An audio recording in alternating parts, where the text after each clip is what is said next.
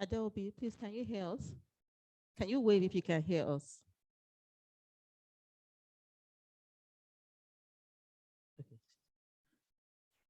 Adobe, please, could you wave if you can hear us? Now we can. Good afternoon. Good afternoon. Thank you. Super. We're about to start.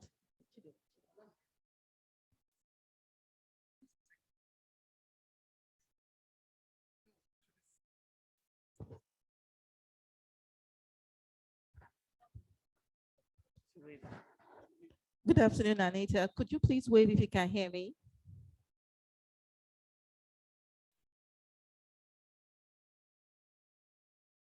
Good afternoon, Anita. Good afternoon, Damilola. Please, could you wave if you can hear me? Thank you, Anita. Damilola, good afternoon. Please, can you wave if you can hear me?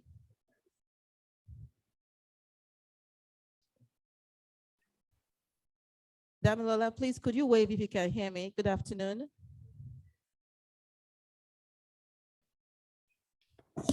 Damilola's waving. She hears you. We're testing everybody's mic. Damilola, please, could you wave if you can hear me? I've waved a few times. Can you hear me? We can hear you, Damilola. Okay. WIMBIZ crew, can you hear her?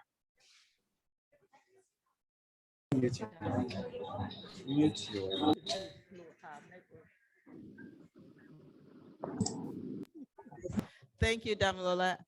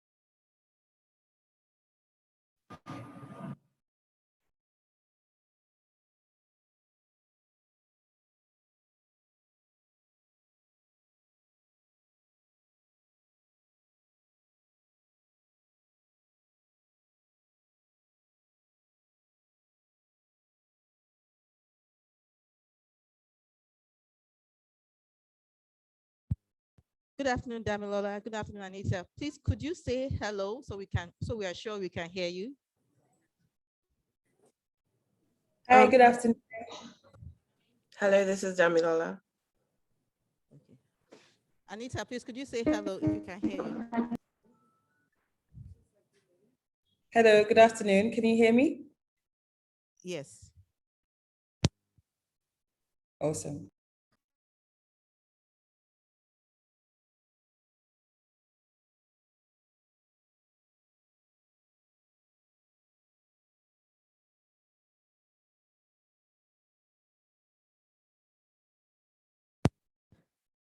Welcome and good afternoon, ladies and gentlemen. This is the WIMBIZ October CEO Roundtable. My name is Senami Amusu. I am a WIMBIZ associate and also an investment banking professional. So I'd like to thank you for joining us, and for everybody that's online, I'd like to thank you for also being online with us. You can also just tell us where you are joining in from in the comment section. How many people are joining us from Lagos? How many people are joining us from Abuja? We would like to know, and even Ghana.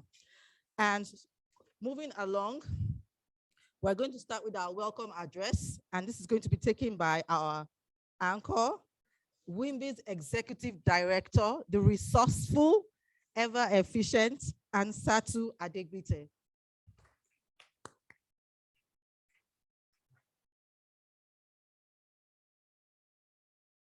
Good afternoon, everybody. I'm sure we can do better than that. It's a bit cold, but we're here for lunch, so we can warm up. I see some of you have entered, you have taken your corner. This is a roundtable lunch. It's also a networking opportunity. So make sure you don't leave this place without meeting somebody new. I want to, on behalf of the Board of Trustees, the Executive Council of WIMBIZ, and the committee, the Roundtable committee, welcome each and every one of us that is here. We want to welcome everybody that is online, our partners, all on. The CEO is here, our moderator, all our speakers that are present and those that are online, and all the women and men that have come to support us, including members of the media. I want to appreciate the partnership we have with All On again. Jade Sola and the team, they've been fantastic, supported us with a grant. You know that we've not had physical programs really this year, but we're here by virtue of the partnership that we have with All On. I want to also extend a small apology on behalf of the chair of the Roundtable Committee, Ms. Bisi Adeyemi. Unfortunately, she has a board meeting today and 2 other engagements, so she couldn't be here personally. She's the one that should actually be taking this address. I also want to extend a bit of apology on behalf of the chairperson of the Executive Council. I mean, she has so many engagements. She's on media today. We have a 20th anniversary conference coming up, and that's the only reason she's not here. We're hoping she can still make it before we finish. Having said that, I still want to welcome every single one of us. For those of us that are new to WIMBIZ and our Roundtable, WIMBIZ is actually an organization that started about 20 years ago. In November will be our 20th annual conference. And our vision and mission has been very focused all this time. WIMBIZ was established to inspire and empower women to attain leadership positions in business, in management, and in public service. This sort of gives us an overview of our impact over the years and our key pillars, advocacy, empowerment, we inspire. So all our programs fall under one of these key pillars, and then we also connect. I'm not here to just go on and on about WIMBIZ, but for those of you that want to know more information about us, you can check our website, wimbiz.org.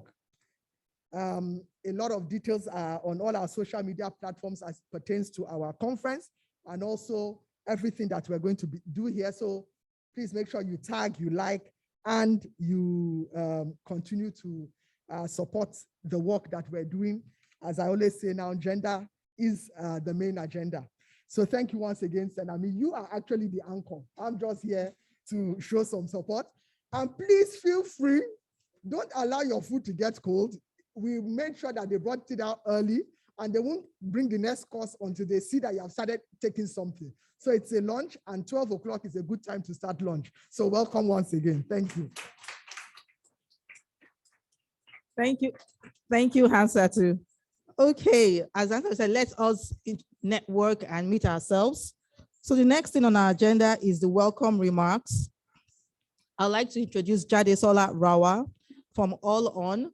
She's an advocate of renewable energy and the impact it can generate in the environment.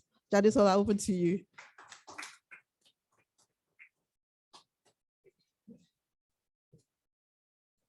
Good afternoon, everyone.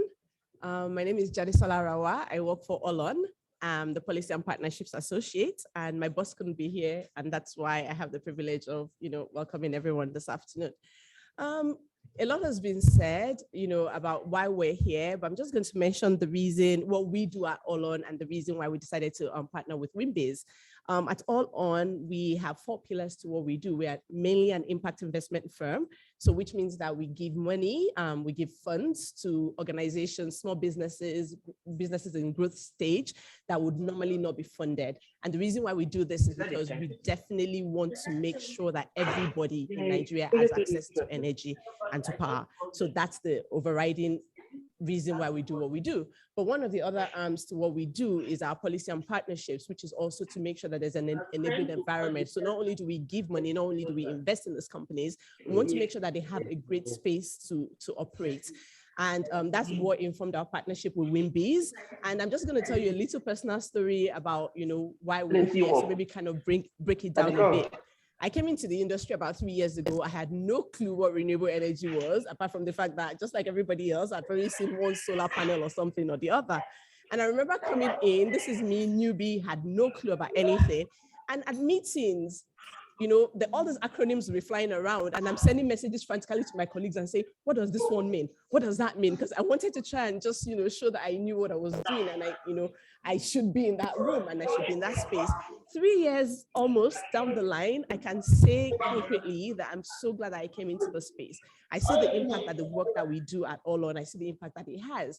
And one of the reasons why we're doing this partnership with WIMBIZ is because we're hoping that more women come into this space. So whether that's as investors, whether that's just staff like me working for a guy at the top like Dr. Wiba, or just, just finding a niche or finding something that, as women we can do within this space. We all know what happens, right? When women get involved in things, there's growth. There's economic empowerment. So we're hoping that, these conversations will get more women to come into that space. And also for mentorship, I'm so excited about the people that we have in the lineup today. Damilola Gumbi, who I know all her career has been a mentor to so many women. And this lineup is so exciting because I know for sure that Anita is one of the women that Damilola has mentored, right? And then me too, from afar. So, just seeing this lineup, seeing that, what this ripple effect means is exciting for us and exciting for what we're here to do today. So without further ado, I know Dr. Wiba is on the panel, is a man. We just put him in as the token man in the group. I'm sorry. No, we decided to add him because, he's the CEO. And I mean, if there's an authority on renewable energy in Nigeria, he is one. So ladies and gentlemen, I'm not going to bore you. Welcome to this afternoon's roundtable. I hope that this conversation galvanize this conversation that we can have in the future about what role we as individuals in this room are going to play in this space. So welcome once again, and thank you very much for your time.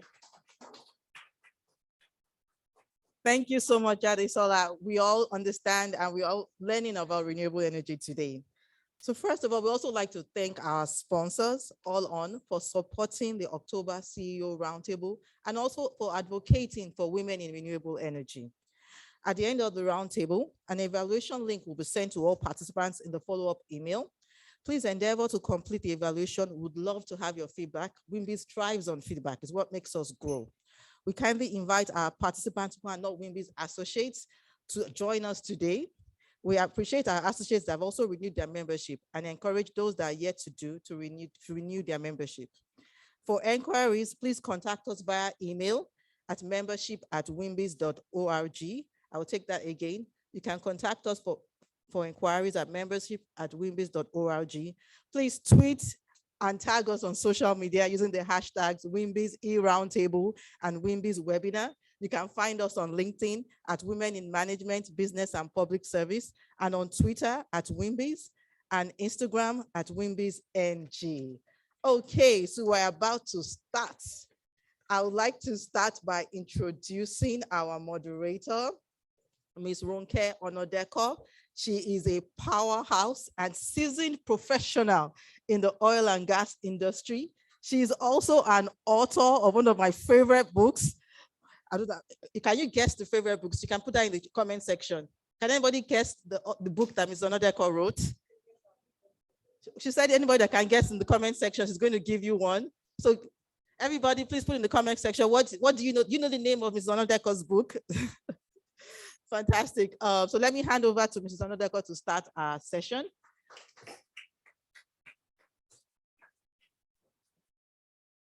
Good afternoon, distinguished ladies and gentlemen. And I'm really glad to be here this afternoon. I kind of like sit astride a lot of the issues that are going to be discussed this afternoon. And first and foremost is women. Second is business. Third is impact. And the last thing is the economy. And all of these things tie up, and they're part of why I'm excited to be the moderator this afternoon. So I'm trying to get into your mind space and ask and task our panelists to make sure they talk about the things that you might want to ask them before you even get to ask in the Q&A portion, and also to break things down to the very, very, very tiny granular spaces so that if any of you are in a gathering where professional oil and gas energy, renewable energy, sustainable energy are having discussions, by the time you remember one or two of the sentences that you've learned from here and you throw it in that, oh, when we were at the at some discussion, WIMBIZ said this or Damilola said this, they'll just think you're an expert.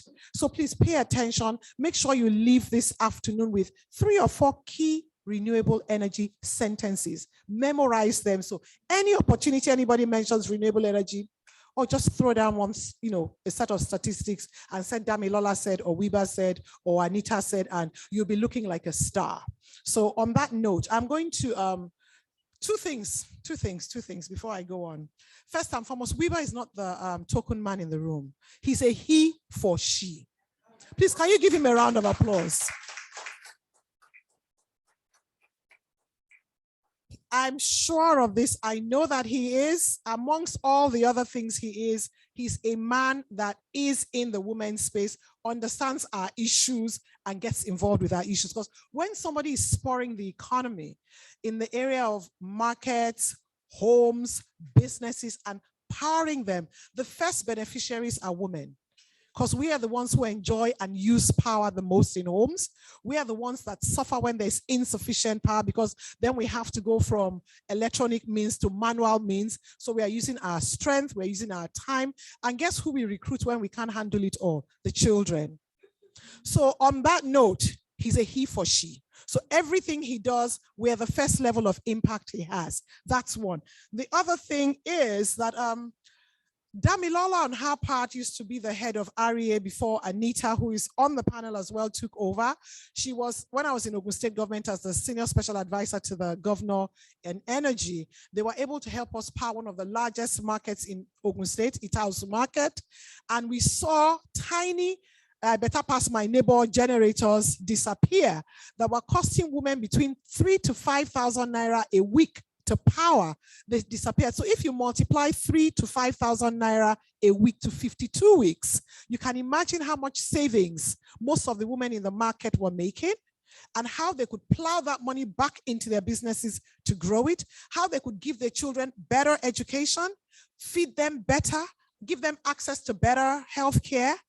And in some cases, some of these women were able to invest in land and start building. So you can see how the power of access to power empowers a woman. So power gives power for empowerment. So on that note,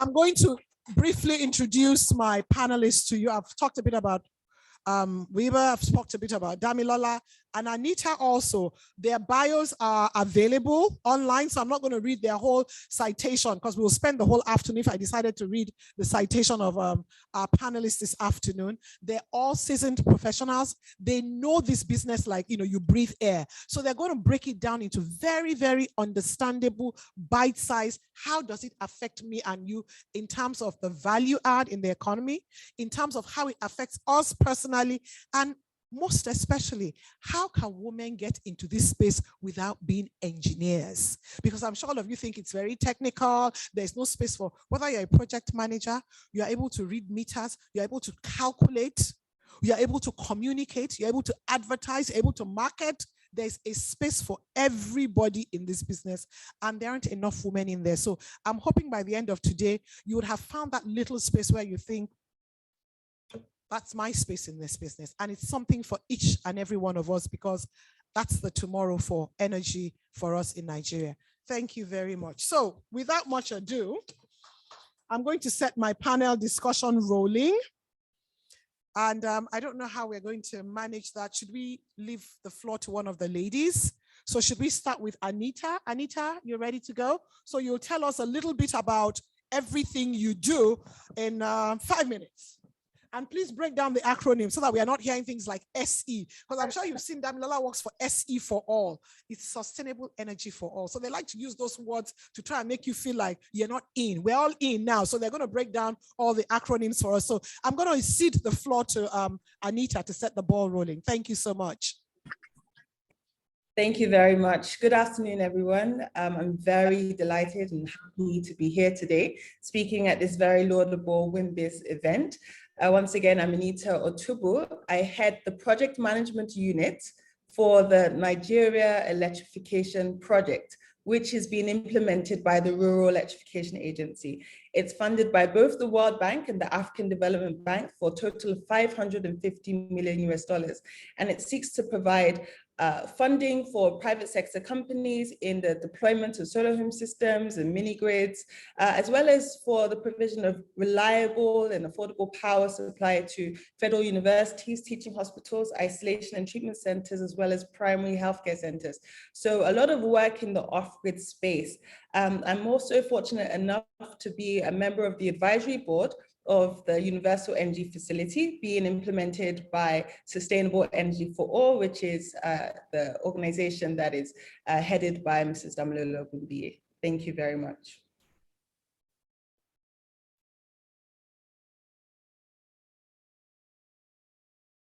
Ladies first before the gentleman in the house. So we're going to cede the floor to you next.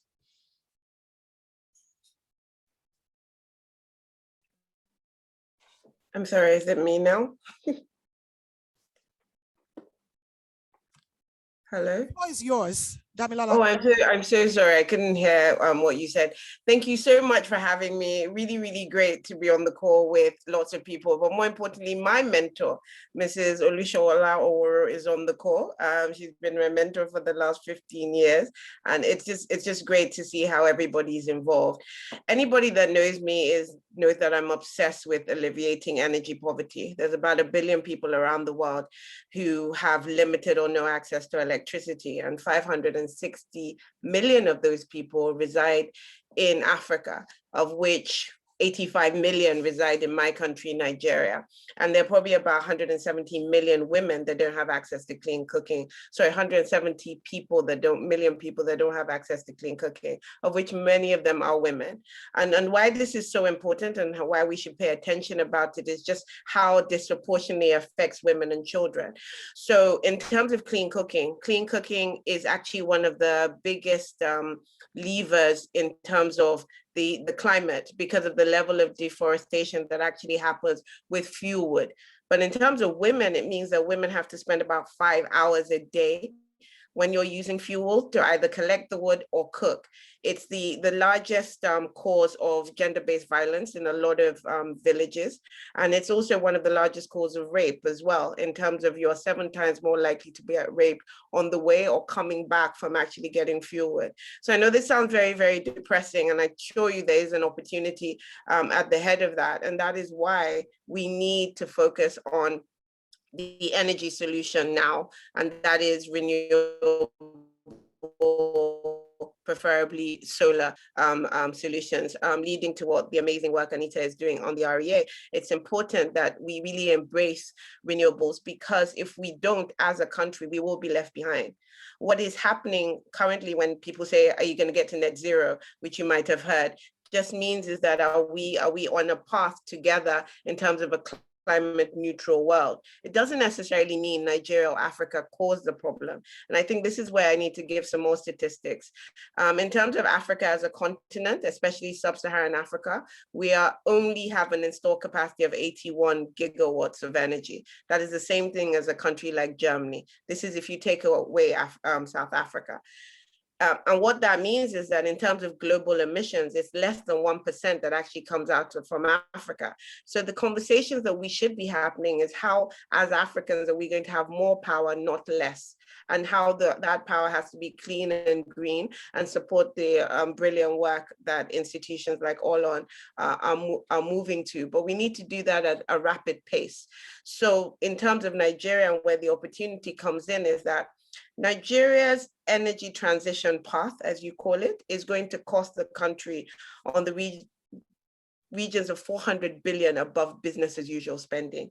This is not just for the power sector, this is for transport, this is for building, this is for agriculture, and this is for waste. That is a lot of money that has to be found to get to a pathway of net zero. And what it does mean is you have amazing women that can come into the space, like Anita, who's not an engineer, who is a lawyer, and we all have to become really, really great project managers.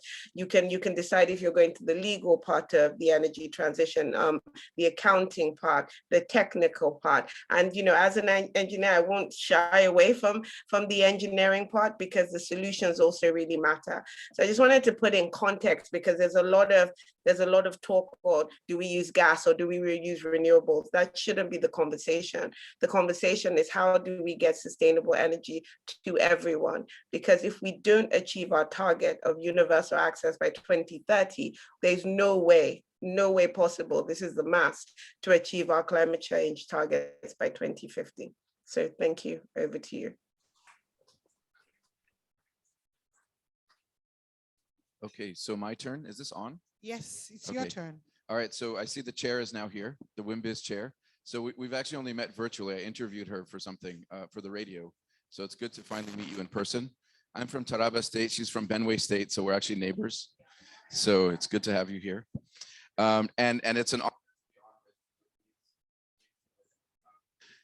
Jade mentioned that I'm her Oga at the top, but Damilola is our Oga at the top. So I don't think everyone realizes she's the #1 person in the whole world on energy access. She's a direct report to the UN Secretary General. Okay, so this is, you know, there's layers, levels. Yeah, she's okay. And then Anita has a $500 million budget, right? That's more than most state governors. All right, so these are powerful women, and these are the women who these are the leaders of our space. So it's really humbling to be on here with you guys, with you ladies. But I think so as Jade said, we at All On, we're funded by Shell, and basically we were set up to invest in companies that are delivering energy access, clean energy access solutions to low income communities and small businesses in Nigeria. We've been operating for about 4 years. We have over 30 investees, and I'm proud to say a third of those investees are either owned or the CEO is a woman. And it should be higher, but it is something that we basically, when we're making investment decisions, we prioritize women-owned businesses or women-managed businesses because we want to get that number up. And that's not something that our board has told us to do. It's not something our investor has told us to do. It's just something we're doing because we know it's right. So this is an industry where it's led by women at the very top. There's many businesses that are being led and founded by women who are driving, you know, the growth. And some of the most exciting businesses that we work with are, you know, founded and led by one of my favorite businesses in our portfolio. The CEO is a 25-year-old woman, and she's going to be, you know, one of the 3 Nigerian solar billionaires in the next 5 to 10 years. So there's a lot happening. It's very exciting. There's space for everyone. I'm a historian. My PhD is in history. So I'm not even, at least Anita has some practice. She's a lawyer. Damilo is an engineer. I'm a historian. So I have absolutely no practical experience to do what I'm doing. So anybody can actually do this and be in this space.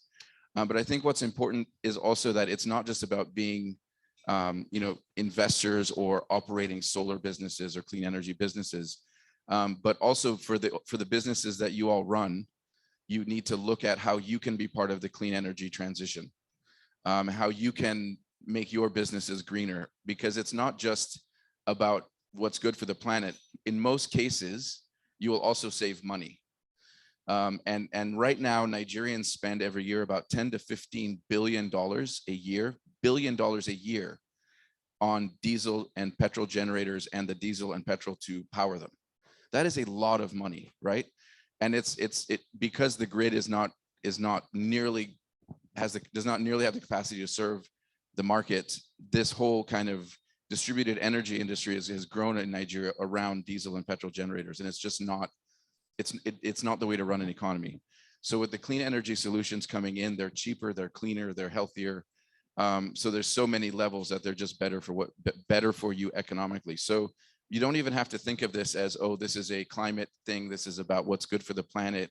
This is actually also what's good for your bottom line. So what we want you all here to learn about today is not just how you could get into the sector, but also how you can improve your own business by using clean energy. Thank you very much. So now we have an idea, the people we have on the panel, you have an idea of what angle they're coming into the discussion from. And I'm going to take us back a little bit. And don't forget that I'm trying to prep all of you and give you enough information to have educated, informed, impact-related discussions about energy transition, about renewable energy, about sustainable energy, and what role you have to play. So I'm going to ask a dumb question. And the question is, why should we get involved in the policy about how Nigeria needs to speed up to get to where the rest of the world are almost at? Because we're far behind on a lot of the things we're doing. And one of the things that would usually come up is that, oh, Nigeria is an oil and gas country, and we have coal in Enugu as well, and we have lots of gas in the Niger Delta that's being flared. How come that's not what we're focused on? How come renewable energy is more focused on solar, wind, hydro? And it's one of the first things people would ask you about. So I want any of my panelists to jump in and have that discussion to convince you beyond reasonable doubt, so that when that discussion comes on, you understand that there is an energy mix, and this is the role this particular type of energy solution fits into the larger picture. Because people who want to have a good argument will divert you from what you're saying and bring arguments that, you know, why aren't we doing, or why shouldn't we be at? So I want them to give us the ammunition we need to argue the case for them, because we're going to become their advocates, and we're going to become their ambassadors and their representatives in our homes, amongst our business peers, and generally when we speak in a sphere of influence. So any one of my panelists can jump in at the moment and explain to us where this all fits in, where the renewable energy fits in, why we are not focusing more on the gas and the solar and the oil and gas, and how that moves us into a place where we all need to become advocates for policy in the renewable energy space. So who is taking the stage? It looks like Anita is ready. Hello? Dami had her hand up first. While we're waiting for any of the ladies to, I think Weber is going to start since he's right here. Okay. I was hoping to avoid this question.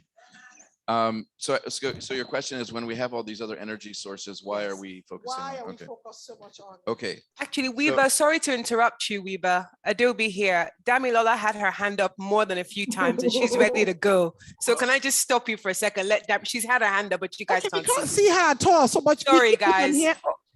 Oh, you can't see me? Oh, sorry. Okay. We can hear you loud and clear, so you can go ahead. Super. Super. Okay, so I just want to first start with the fact is we only have one planet.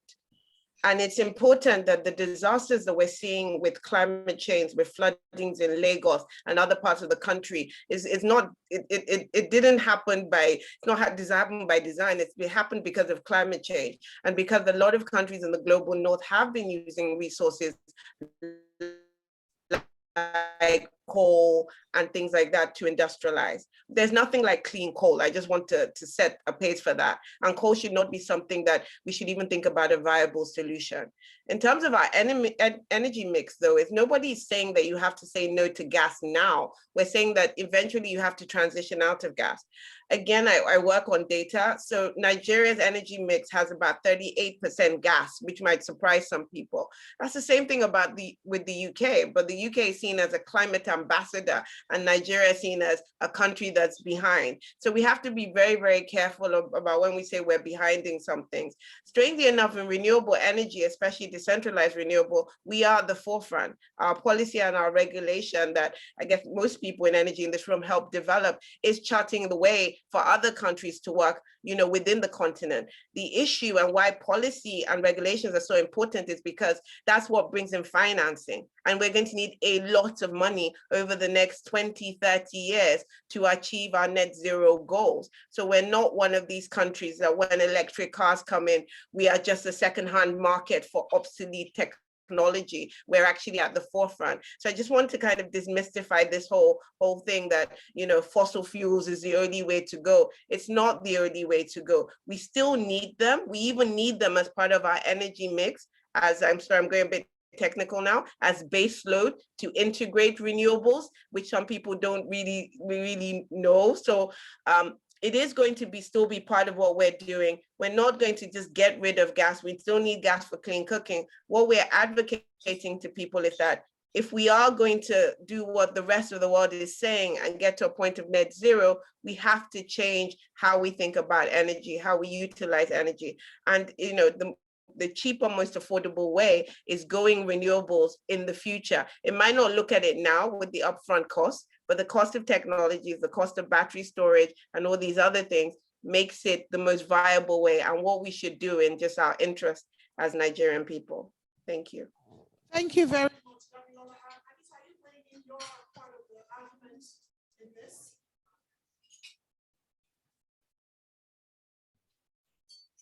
Okay, can I come in here just to add to what Mrs. Ogunbiyi has said? Although she said a lot, and this is the issue with having or sitting on the same panel with Mrs. Ogunbiyi, because I know she would literally say everything that's possibly in my mind. But just to add that Nigeria has an obligation under the Paris Agreement that it has signed, right, to achieve access to universal electrification in the country through renewable energy solutions. And also to just add that climate change is real, right? Why not use renewable energy to achieve universal access to electricity? We have access to the sun solar in abundance. We have wind, we have water. So why not use it? It's free. These resources are free. So I think that's simply the answer. It's cleaner, it's healthier, and it will essentially help us in the long run as it concerns climate change adverse effects. Yeah, thank you. So let me just speak briefly as the private sector person here. I just wanted to validate what Damilola was saying about Nigeria's policy environment. As an investor in this space, one of the shining lights of the current administration is actually putting in place all the regulation and even all the support, like the funding that Anita brings to the market, that actually has created an environment to make Nigeria a great market for off-grid renewables. So it's one of the areas where, whether you'd speak to people who are in East Africa, in India, in Philippines, in Mexico, all of them are talking about, wow, the policy in Nigeria is amazing, and the environment, the ecosystem is actually really, really good for this. And that actually is thanks to the work of Damilola and Anita. So as an investor, this is definitely a market that is very attractive, not just for us, but many, many others are coming in. But in terms of the energy mix, I mean, what people often forget is that already on our grid, at least 30% of the power is actually hydro, right? From the dams on the Niger River in Niger State. So we're already we have quite a lot of renewables that we're using. But now basically solar is also coming in a big way. And because of the way solar works, it can work very well in a distributed way.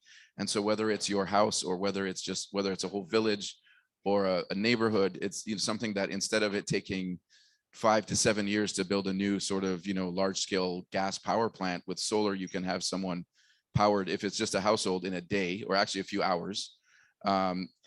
If it's a community, it can be 6 weeks. You can go from complete darkness to 24/7 power in 6 weeks. And there's no other technology available right now that can do that. So it's not just a cost thing, it's also a speed thing. But then there does need to be an energy mix. Nigeria has a lot of gas. We need to do more with gas to generate power, especially in the south where we're close to the gas resource and there's infrastructure. But there has to be a balance, and we have to look at gas as a transitional fuel. And eventually, as battery costs go down, solar gets more efficient. There may be a time in the future when we can actually move to an almost complete renewable energy mix. Now, I work for Shell. So Shell is the funder of All On.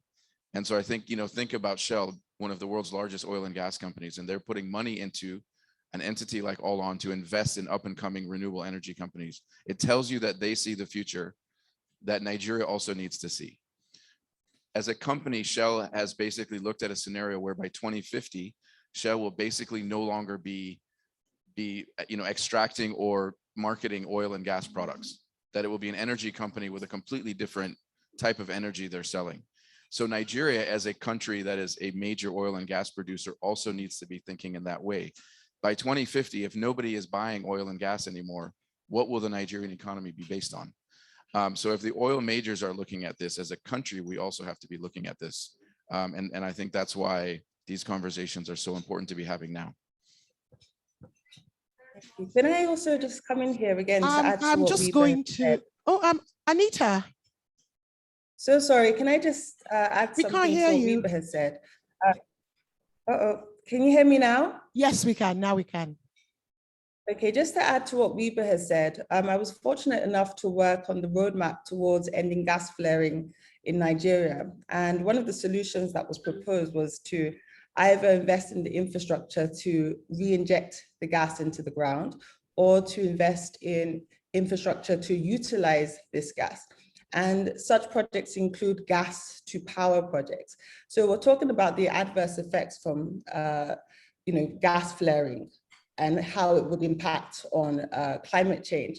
So if we can actually use this flared gas for gas to power projects, why not? So we're still addressing the adverse effects of climate change in using gas for gas to power projects as opposed to flaring the gas. So that's also another angle to look at it from. Thank you very much. I'm sure we're building up and we have a solid foundation to build on. So I'm going to put the question out to the three of you. Can you explain to us how the policies and the changes and the energy transition is going to affect each and every one of us in the business space, in the health space, and in our personal lives? Because first, I mean, we've talked about, pollution, we've talked about climate change, the adverse effects of climate change. And then we've looked, I mean, you've all had the experience now of seeing businesses transit from using the traditional power means to sustainable energy, renewable energy means. Can you break that down to us to allow us appreciate the rapid and huge changes and advantages that it brings to the table?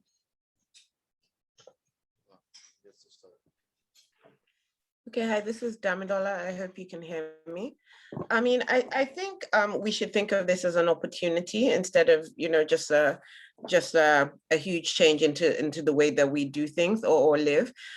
Most companies around the world have signed up to the net zero target as well.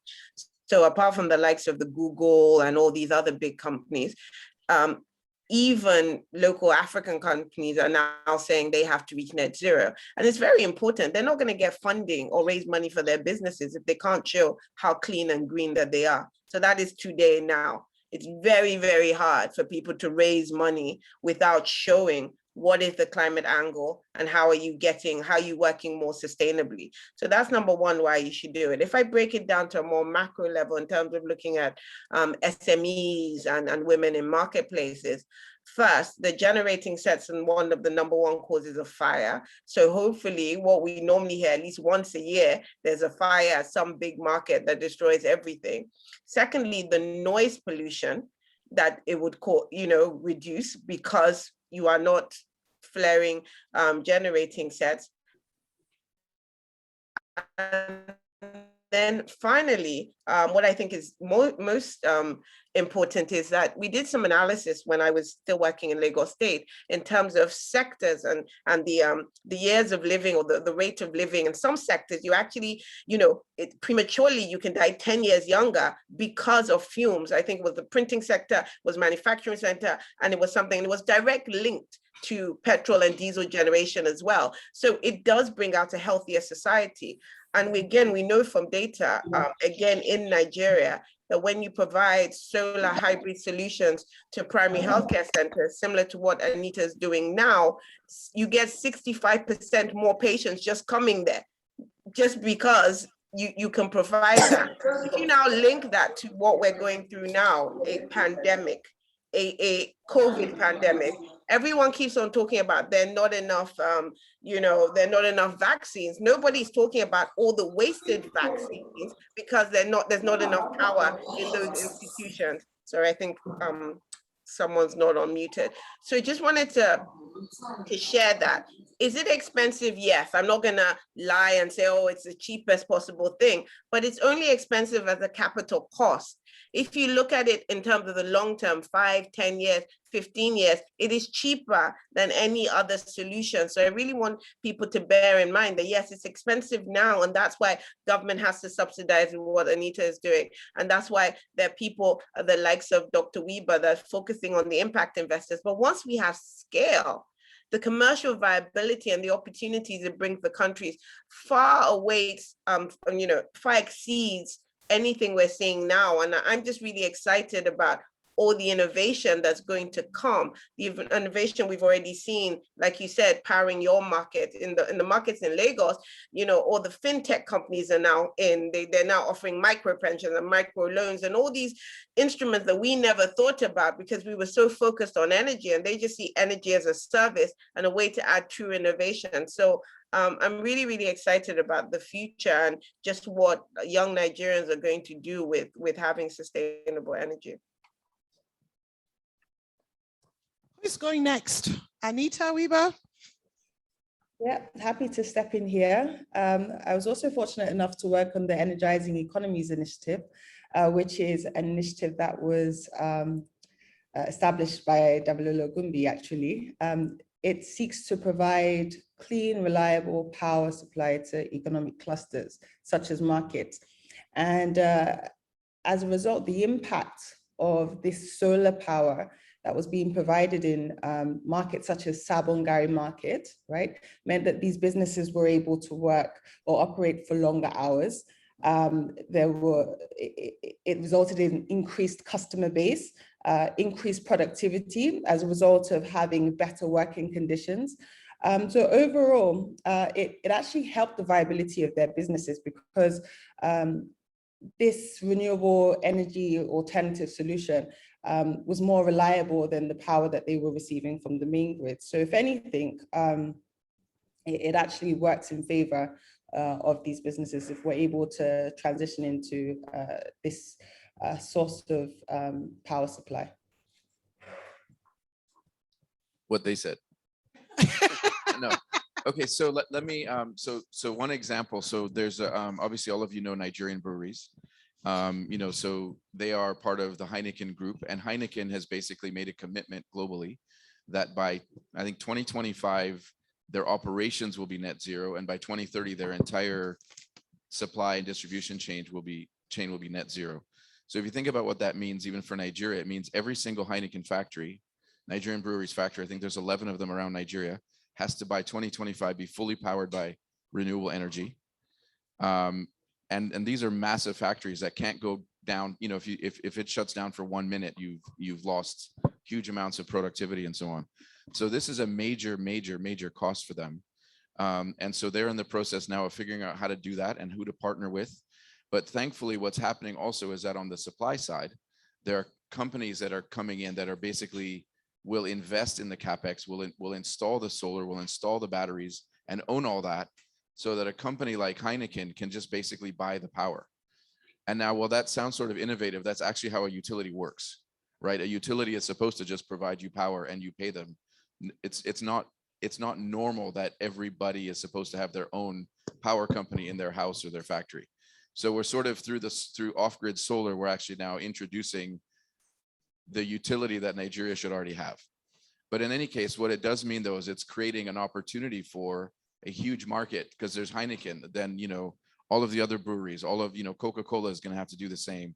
And if you think about what that means for the off-grid solar industry, it just means there's going to be tens of millions of dollars that will be brought into the industry to kind of make all this stuff happen.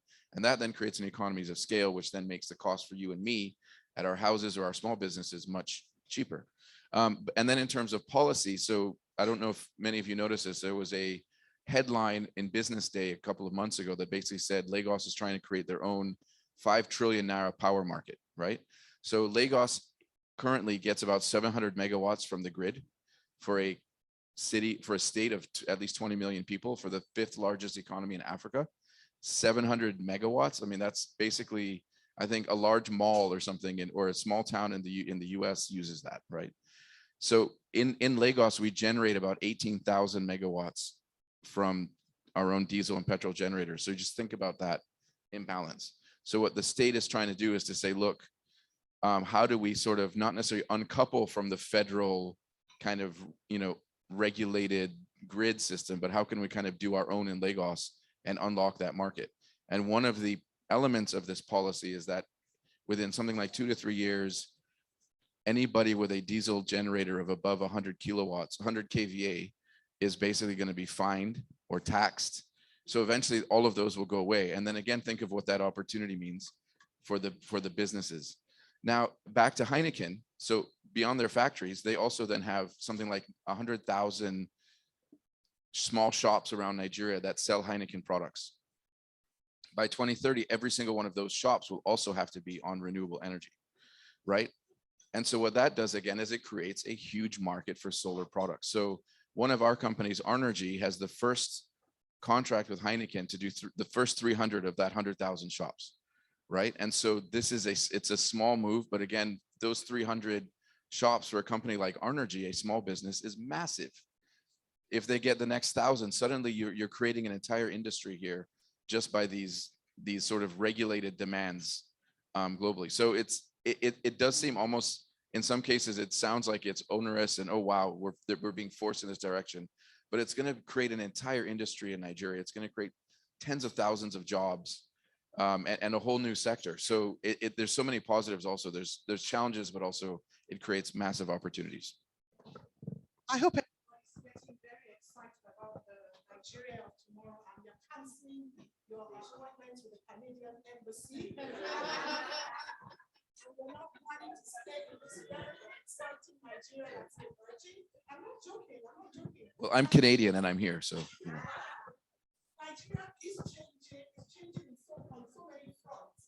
And we're just going to see that everything will just click together and form a perfect puzzle in a twinkle of an eye. And so I say, stay back, don't leave before that happens. There are 3 more very important things that I want to make sure we address before we close.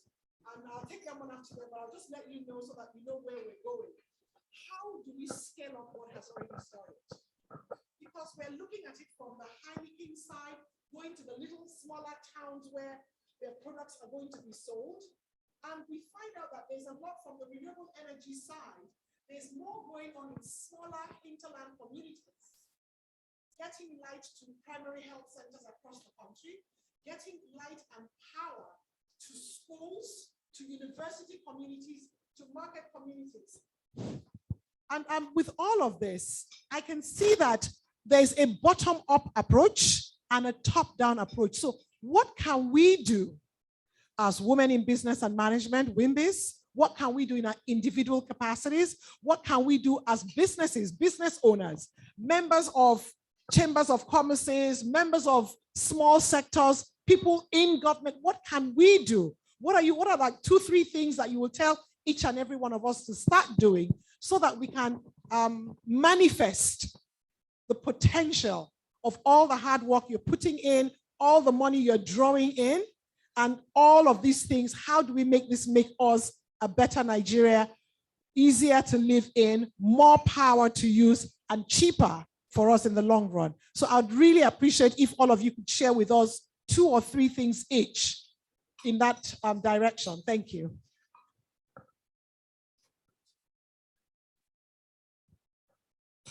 Okay, hi, this is Damilola again. I think the first one is WIMBIZ could set a net zero target for all the businesses and all the women who are in the businesses and work in the businesses that join them, and have a policy at WIMBIZ as well, and not net zero by 2050. I'm sure you could probably achieve net zero by. Can you slow down a little bit? Hello, Damilola. Oh.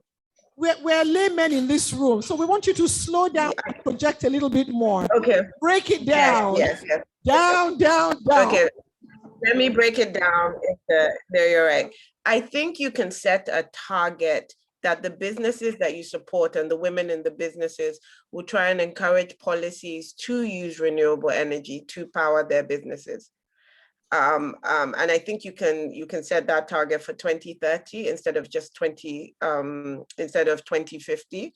I think helping women look at their sustainability plans within their businesses and it being a firm part of their business case just will help them. I don't think, like WIMBIZ said, if big oil and gas companies are going to move away from dirty fuels in 2050, it's all our responsibility. Everyone has to kind of become a sustainability expert.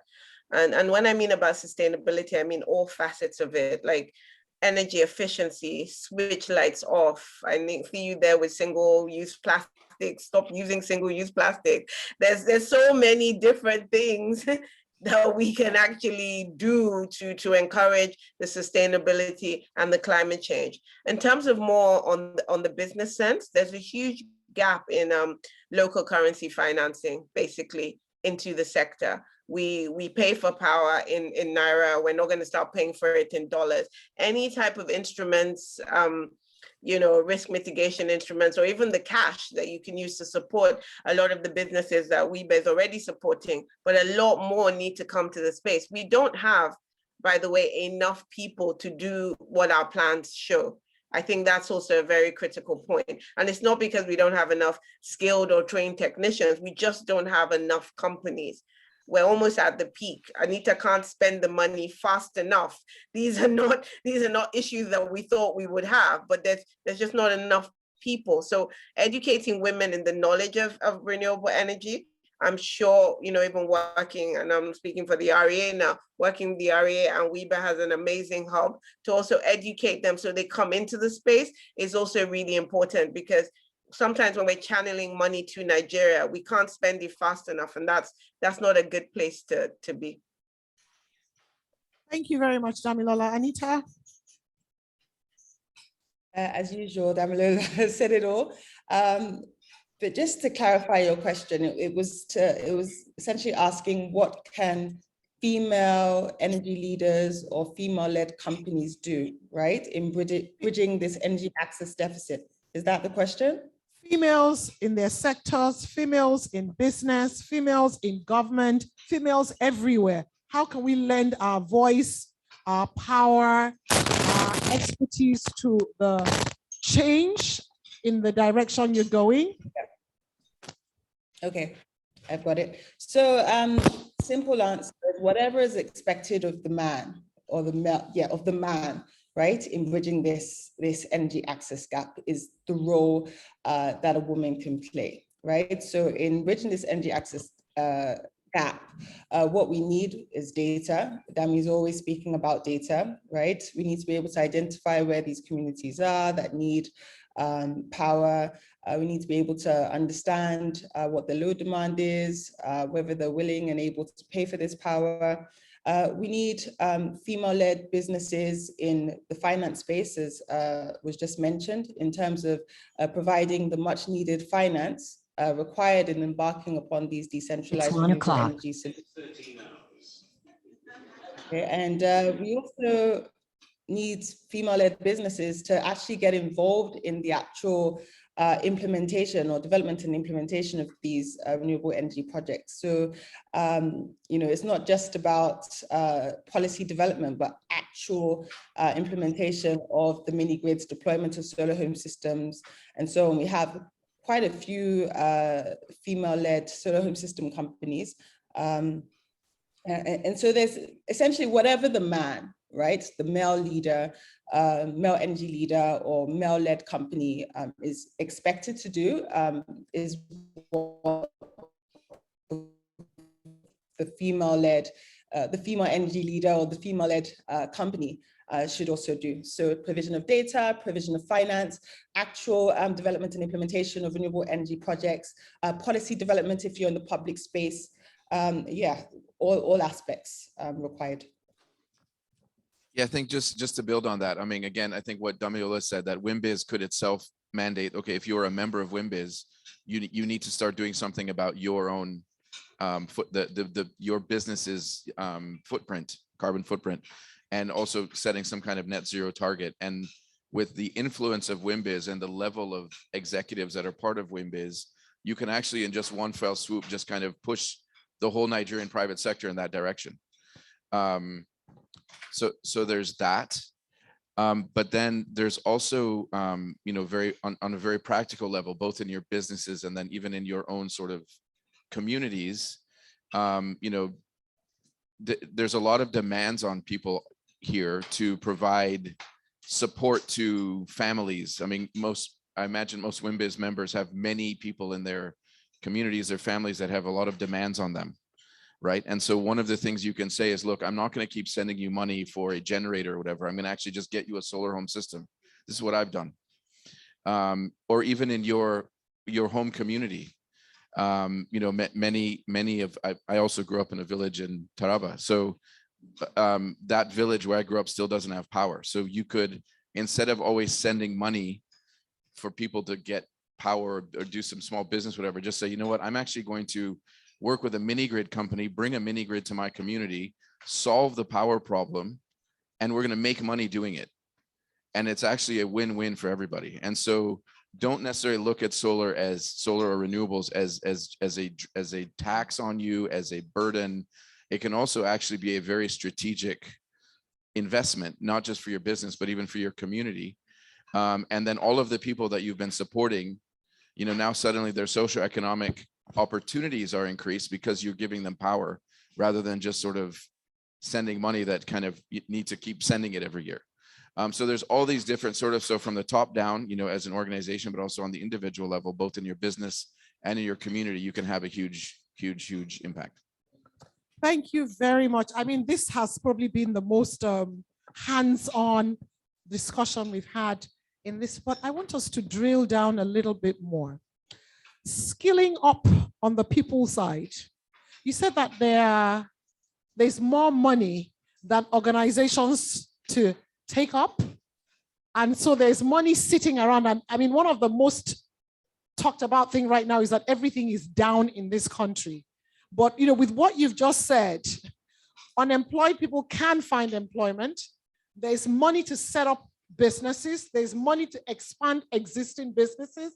So how do we build and merge? And this is a question to Damilola specifically. So if you have lots of money and you're willing to send it to Adita or to whoever you send this billions of dollars to in Nigeria, how can I help I'm sure I have about 100 CVs of young out of school people or people who are doing some work and it's a mismatch to what they're qualified to do right now. How do we bring these two things together? Do we need to set up a college of technology where it's mainly, the curriculum is mainly to scale up people so that companies that want to go into the renewable energy space and just go right to those universities or technical colleges and recruit their entire staff and set up businesses, and the ones that exist can scale up and expand? So can you just share your views on that? Well, it is actually not about sending CVs or the CVs. It's about empowering the people who might employ them. So what we are looking for are people, like we would say, to formulate their own companies. And where WIMBIZ can come in is actually teach them how to do that. A lot of people do not spend enough time on project preparation, all the different things you need, from how you do your audited accounts to, you know, just some very basic rules in business. But then they come in and say they want money. They're not going to get money doing that. There's very clear set criteria of what you have to do, which does not differ from businesses outside the energy space. You really need to spend time. It's not easy. And I have to say this, I mean, a lot of people see a lot of things, especially when it comes to government, that, or maybe it's a procurement or something. It's not easy. You have to understand the community. You have to understand the technology. We can marry you with all the different people, but you also have to have a laser sharp vision that this is going to succeed. And like WIMBIZ said, there's a 25-year-old that's heading an organization that he's supporting. So everyone can do this. Bringing young people together is one of the key things I've managed to do in this role. There's probably 4 or 5 kind of 22, 23-year-old businesses that we are supporting from the beginning stages, but they also sat down and they did their homework. So it's how do we encourage them to come together, and, you know, they could do cold chains in terms of, some of them are providing freezers in vegetable markets and getting their funding to that. Some people are cleaning solar panels. There's all these different opportunities, but people have to be focused and they have to know what goes in to put a successful business together. And this is probably a really great place that WIMBIZ can actually support. again, in terms of training and reskilling, Anita did lead a program where she trained hundreds of young girls from university, and some of them were even provided grants by WIMBIZ before they left the university. So we're not just talking about, ooh, there's money available. We three of us have a connection in actually really, really making these things happen, you know, in real life, and not taking, again, this might sound rude, people like me who were trained in a different country to come in. They were taking people from Nigerian universities and really focusing on how do we make the economic growth story come from this person. So again, I'm always saying there's lots of opportunity when people want to really look for it. And then these businesses will employ people. Even when you provide solar for a market store woman, you know, stats show that she employs one more person, right? All these things count. And we have to do a lot more from that. But understanding business, you know, I do think there's a huge challenge there, and anything that WIMBIZ can do to support, to get your documentation in place would be really welcomed. Thank you very much. So I'm going to shoot this question at WIMBIZ. I'm a young Nigerian female. I have a plot of land. I'm going to build an office complex, 2 or 3 floors. And from the scratch, I'm thinking I'm not going to go on the grid. I'm not going to buy a generator. What should I do? Step by step. Oh, wow. Okay. Again, I'm a historian, not an engineer or an architect or a builder. But the decision not to buy a generator is a good one. You should consider going on the grid, because no matter what you do, grid power is always going to be cheaper if it's available. But as long as it's there, use it. But what you need to do is you also, you know, to power a story building, usually if it's in a city, you don't have that much land. You're not going to have a lot of space for solar panels. So you have to factor that in. But you aren't, after you're the one investing in building the building and all that, you don't want to also now pay for the whole power system. So what you can do is, there's a number of companies in the market here. There's Daystar, there's Starsight, there's others that are coming up, and they can basically come in with you and say, okay, you don't have to worry about the power. We will invest in the system. We will bring in the panels. We will bring in the battery. They may still bring in a small generator just as backup, so you don't have to have that as much battery power as you would otherwise. And then they take responsibility of that. And then your role is basically you sign this 5-7-year agreement with them that you will buy power from them. And then that way you can add a clean energy system to the building you're building without adding a huge cost amount to you. Thank you very much. I'm sure everybody's having a building project in their mind right now. Anita, I'm coming to you. And my own question to you, and we're fast running out of time. I'm so shocked that we've gone past, you know, an hour is around the corner, is with the work you're doing, you're very government focused. I know you're doing energizing markets. I know you're powering universities. How much more are you doing? And are you doing this more in the visible sector? And have you left behind my hometown, for example? We don't have good power supply. So the sawmills that existed in my village are dying out. The cold room business in my village is dying out. And that's how mothers were able to get their children the right amount of protein from frozen fish. But now that there isn't any power, the cold room has shut down. So the wife's business in the market is down. The husband's business as a sawmill guy, because we're in a rural setting and, you know, logging is big business, that's gone down. So what exactly are you doing to help us, the Nigerians that are very sympathetic towards the rural area? Because I know the visibility has been more on the markets, the universities, primary health centers. So what are you doing, and what can we come and knock on your door for if we find gaps at that? Hey, Anita, you know, there's this my hometown and, you know, we have need for X amount of power. Can you partner? Can you do something for us with some of your partners that provide power in the rural settings? Okay, great question. So under the Nigeria Electrification Project, which I currently head. Can you do a bit louder for us, please, ma'am? Okay, great. Can you hear me? Can yes, you hear me now? And now, thanks. Okay, great. So under the Nigeria Electrification Project, there's so many opportunities to power rural communities, households, micro, small, medium-sized businesses, as well as the educational and healthcare facilities that you had mentioned. There are 4 components under the Nigeria Electrification Project. Number 1 being the solar hybrid mini grid component. Under this component, you have 3 subcomponents.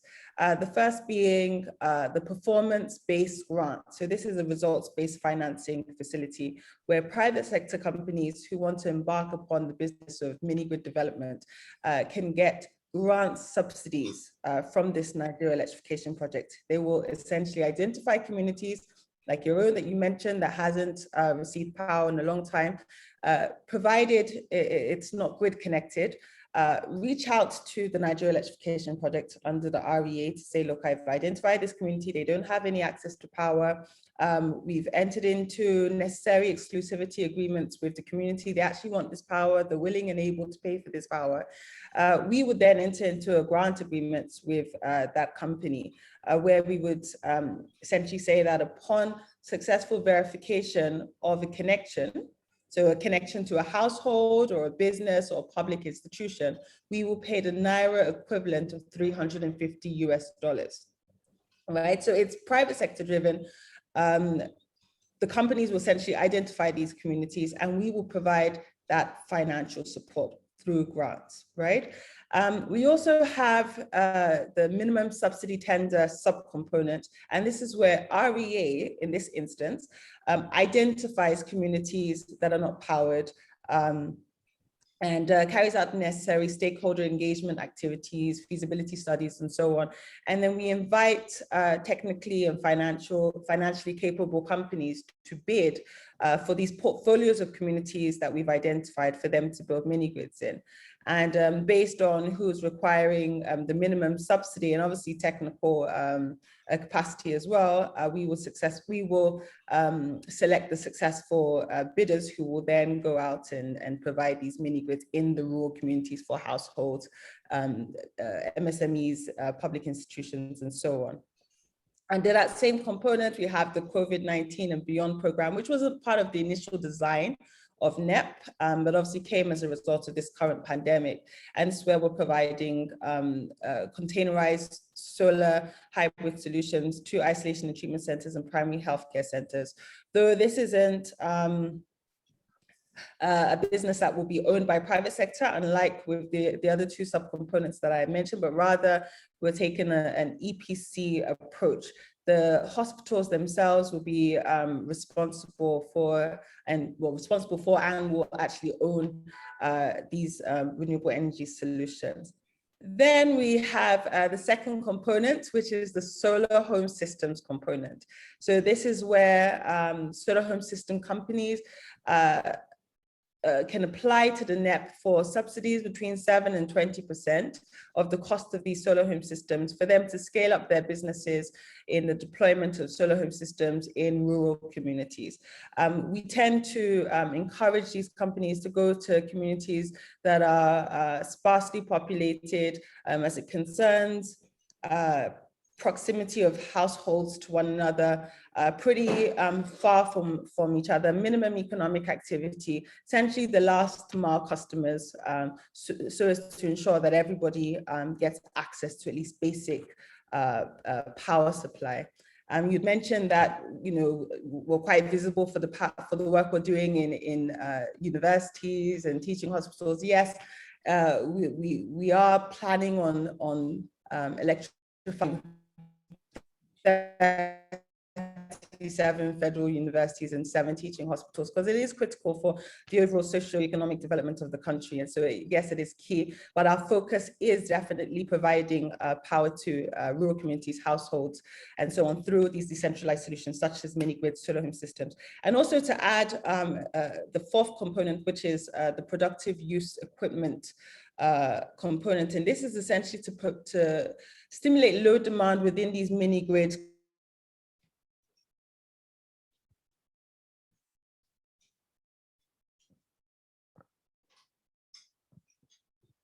Anita. I think Hello. Okay, we can hear you now. Go ahead. Thanks. Wow. Okay, I'm not quite sure what You were last saying, you were heard. talking about productive use and then it went off. Okay.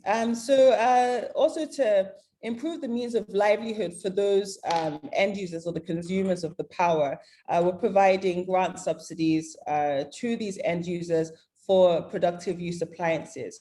So it can be electric millers, it could be popcorn machines, whatever will generate revenue, right, for these rural dwellers. And it would not only stimulate low demand, therefore making these businesses more viable, but would also improve the livelihoods of those residents in these communities. So this is one of the many programs that we are implementing at the Rural Electrification Agency. I'm speaking to the NEP just because it happens to be the program that I'm responsible for implementing, but we have the Rural Electrification Fund that again also provides finance support for decentralized renewable energy solutions in off-grid communities. And we have the capital projects department as well that's responsible for extending the main grid to communities that aren't so far, that aren't connected to the grid, but are not so far from the main grid. So yeah, there's a lot of work we're doing. And I guess I should just use this opportunity for any of the businesses under WIMBIZ that are in the business of solar home systems and mini grids to reach out to me, or they can visit our website, www.nep.rea.gov.ng, if they would like to benefit from the subsidies, the grant subsidies that we are providing to companies to help us bridge this energy access deficit in the country. Thank you very much. You guys have been phenomenal. I'm so loaded with information. I've been educated. I have clarity about issues that were cloudy. I'm just going to give everybody a long 1 minute to have their final remarks. So we'll start from Damilola, come to you, Anita, and then we'll come to WIBA. So your long 1 minute closing remark. I'm not sure I even need 1 minute. Sustainability is real. There's a huge opportunity for women. Please, please, please, whatever you do, try and get involved at it, at some part of everything you do. Net zero is real. It's going to affect all your businesses. If it hasn't started affecting it, it would affect it soon. We just, we have to be sustainable, not just for now, but for our children in the future. Thank you. Thank you. Thank you, Damilola. Anita? Okay, for our female energy leaders, our female-led businesses, just to be intentional about creating opportunities for women in the renewable energy space. I was fortunate enough to be given that opportunity by Dami, who essentially made me the project manager of the largest off-grid renewable energy project in Nigeria, being the Energizing Education Program. With this opportunity, it essentially made me very passionate about renewable energy projects and the impact therefrom. It's very important that we're intentional about creating these opportunities, not just secretarial or admin roles, but program managers, M&E specialists,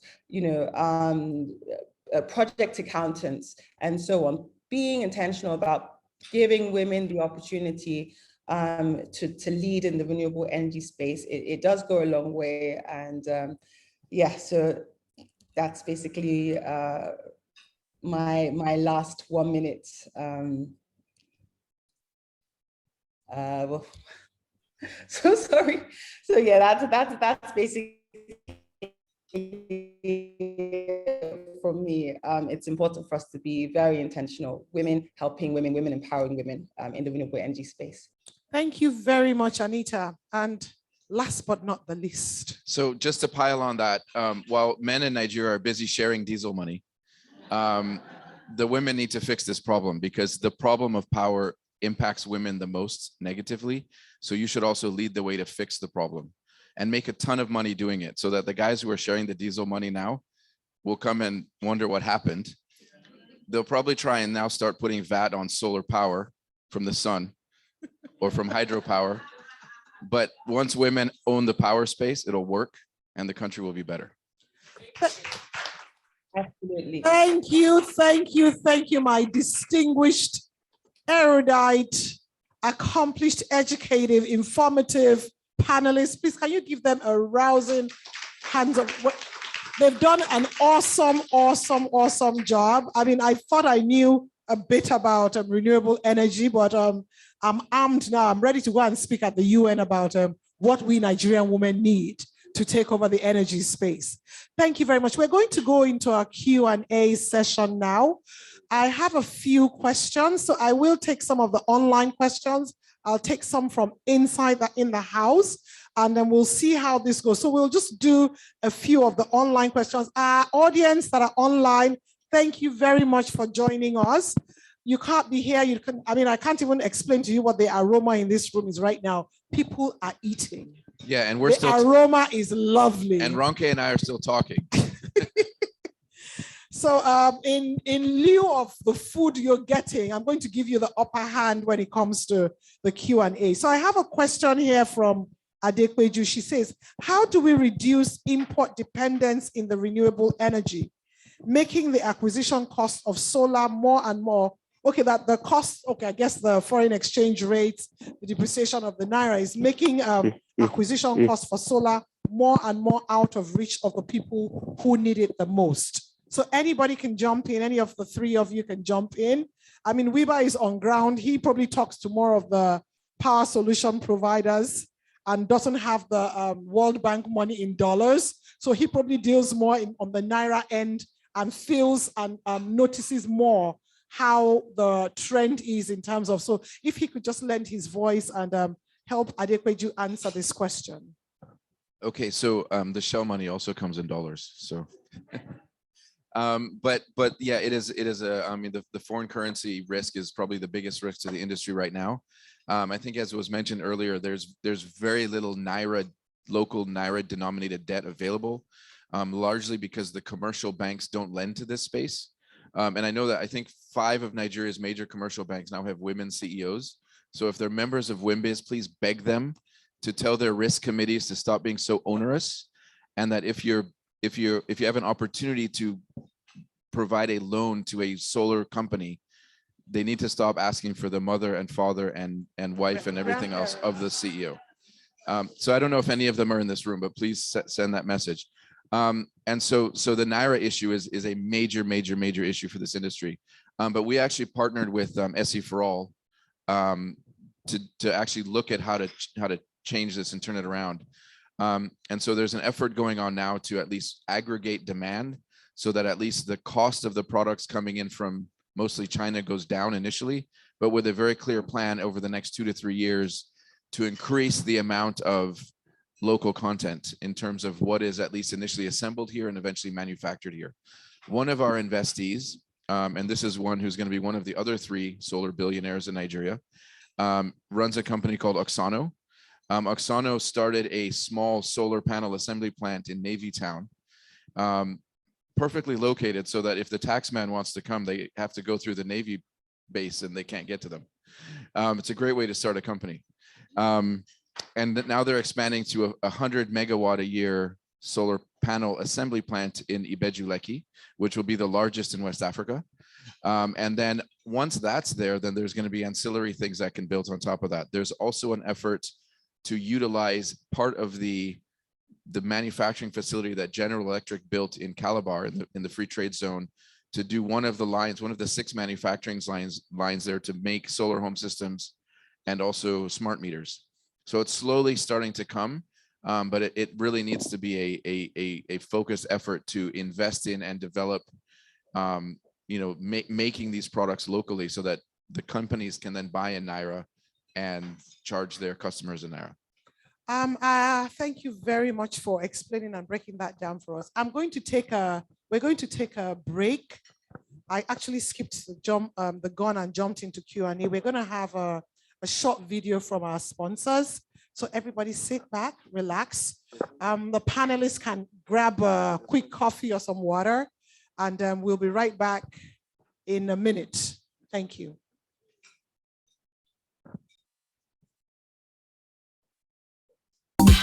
All On was started by Shell. They wanted to do something significant to contribute to national development. And over a period of time, they basically realized, look, energy access is really the foundational development problem in Nigeria. We're set up to basically invest in companies that are providing power solutions to low-income communities and SMEs. And these are companies that are, they're in a new industry, they're quite early stage, they're quite risky. A typical commercial investor would not invest in them. And because of the fact that Shell's investment in All On does not have a return expectation, we can actually do these sort of slightly below market rate investments. Ultimately, we want to light up as many low-income households and SMEs in Nigeria as we can. And so everything we can do to make this company more effective, to scale faster, cheaper, and deliver more.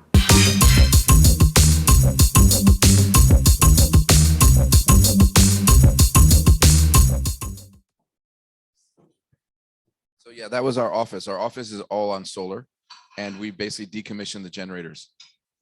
So it's done. Thank you very much. Please give our sponsors a round of applause. As we've been talking, my mind has just been thinking that a very good business to go into would be decommissioning of generators. Buying back generators that are not going to be used. So I'm so excited. Please don't steal my business idea. Okay, so I'm going to go back to the Q&A now, and we have a question from Fubara. And she says, does the Nigerian policy also accommodate power generated from combustion of trash? So I don't know if Damilola would want to answer that, because she's been a part of the policy making in this space for longer than I know. So perhaps she would be able to address this question from Fubara. Is she still on? So sorry, she actually sent a message saying that she would have to drop off the call. So she's no longer is Anita able to answer the question? At the moment, the federal government of Nigeria is more focused on solar. We can barely make out what you're saying, please. A bit louder. Okay, can you hear me now? Yes, thank you.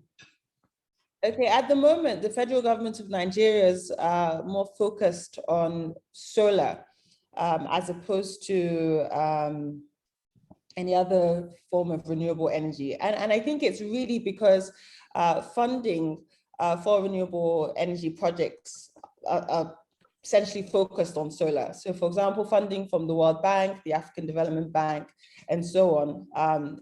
There's a lot of money put aside for solar projects as opposed to any other sort of renewable energy source. And I guess the idea is to at least prove this concept that solar works, solar is reliable and so on before embarking on another. You still can't hear me?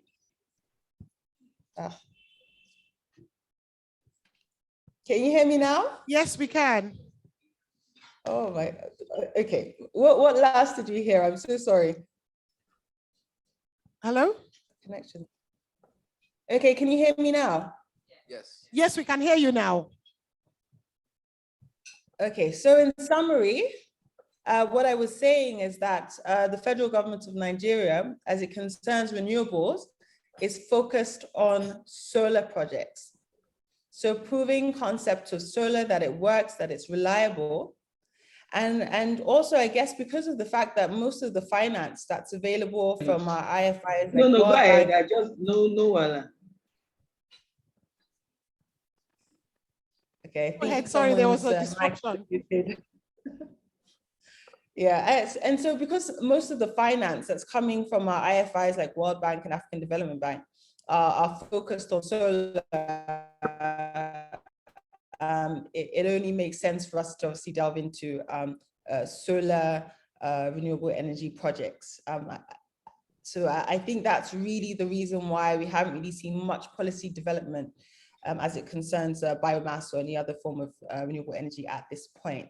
However, at the REA, we've recently established a research department where we're encouraging companies to conduct research in other renewable energy sources such as biomass too. And hopefully in the future, if we're able to secure finance for such projects, then definitely we would take that path as well. But for now, we're focused predominantly on solar projects.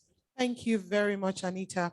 Do you want to add anything, Weaver? Yeah, so just from a commercial standpoint, because we don't really have proper trash collection in any municipal area of Nigeria, waste to energy is going to be too expensive. It only works where you're actually paid to take the trash and it's all sorted and it's ready to go. Otherwise, waste to power costs way too much to be competitive. What we are seeing though is some biomass to power. So it's basically using agricultural waste to generate electricity, because you can use rice husks, corn husks, cassava peels, the leftover material from processing palm oil. All of that can be used to generate electricity. And so there's a company from India called Husk Power. It's the largest mini grid company in the world, and Husk is because they use rice husks to generate electricity. And what they do is they combine it with solar for the day, and then they burn rice husks at night. And so you reduce the battery need. And it actually, they argue that they have the lowest cost for power of any system in the world.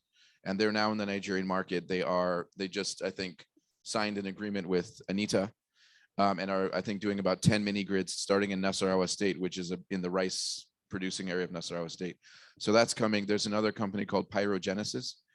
That's a Nigerian scientist in the UK who's now built basically a generation machine that can use almost any agricultural waste. And not only does it generate electricity, it actually then also has some byproducts that are basically organic diesel and things like that. It's an amazing technology.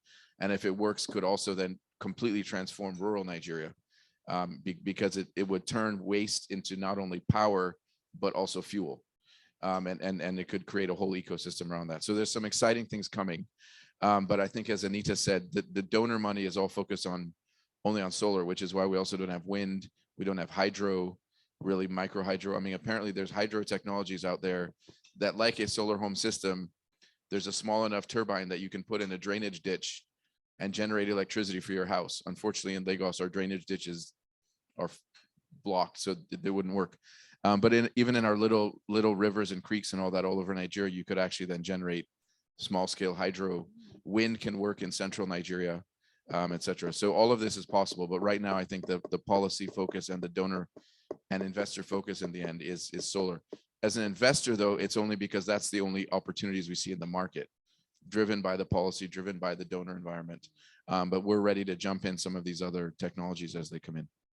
Thank you very much. Thank you so much. Thanks. I'll just take another quick question from here, and then we'll deal with the questions in the room, because I've seen some indications here. How much policy clarity does the PIA bring towards renewable development?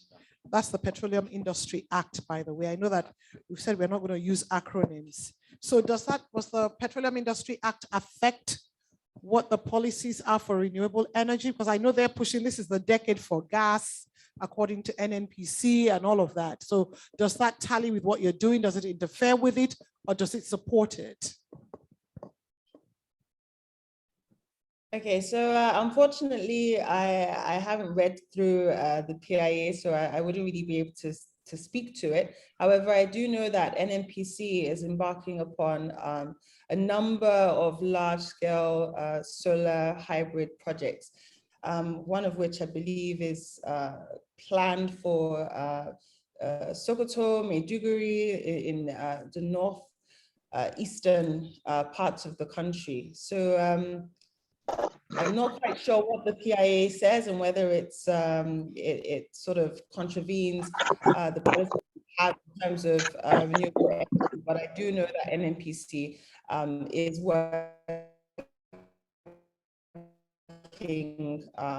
towards powering communities, businesses, and the likes. Thank you very much. Wiba, any additional information from you on that? Well, I'm not in the oil industry, so I also haven't read it. But from what I understand, I think renewable energy is mentioned once in the bill, Remember, this is a 20-year-old bill, so it wasn't created when the energy transition was a discussion, and it wasn't updated either. But I guess it's sort of a live document. It could be updated, it could be amended, but it really didn't discuss the energy transition or renewables. Okay, thank you very much. So I'm going to take a few questions from the floor right where we are. I'm sure everybody's done with lunch now. I see happy faces, I see full bellies. So anybody, any questions in the house? Please, can somebody get a microphone to the gentleman? Okay, we'll start here and then we'll come to you. Thank you. Thank you so much. My name is Engineer Obinagu. I appreciate all the people that are presented, and I think I have much I can take home. Olon have been in this field for some time, and I heard a kind of rumor that something good is coming through Olon, through Rockefeller. I don't know if that is true, that will help us in the mini grid. We are mini grid developers. In fact, yesterday I came in from one of my sites in Ebonyi State. So I don't know if I can get more information on what is coming from Rockefeller Foundation here.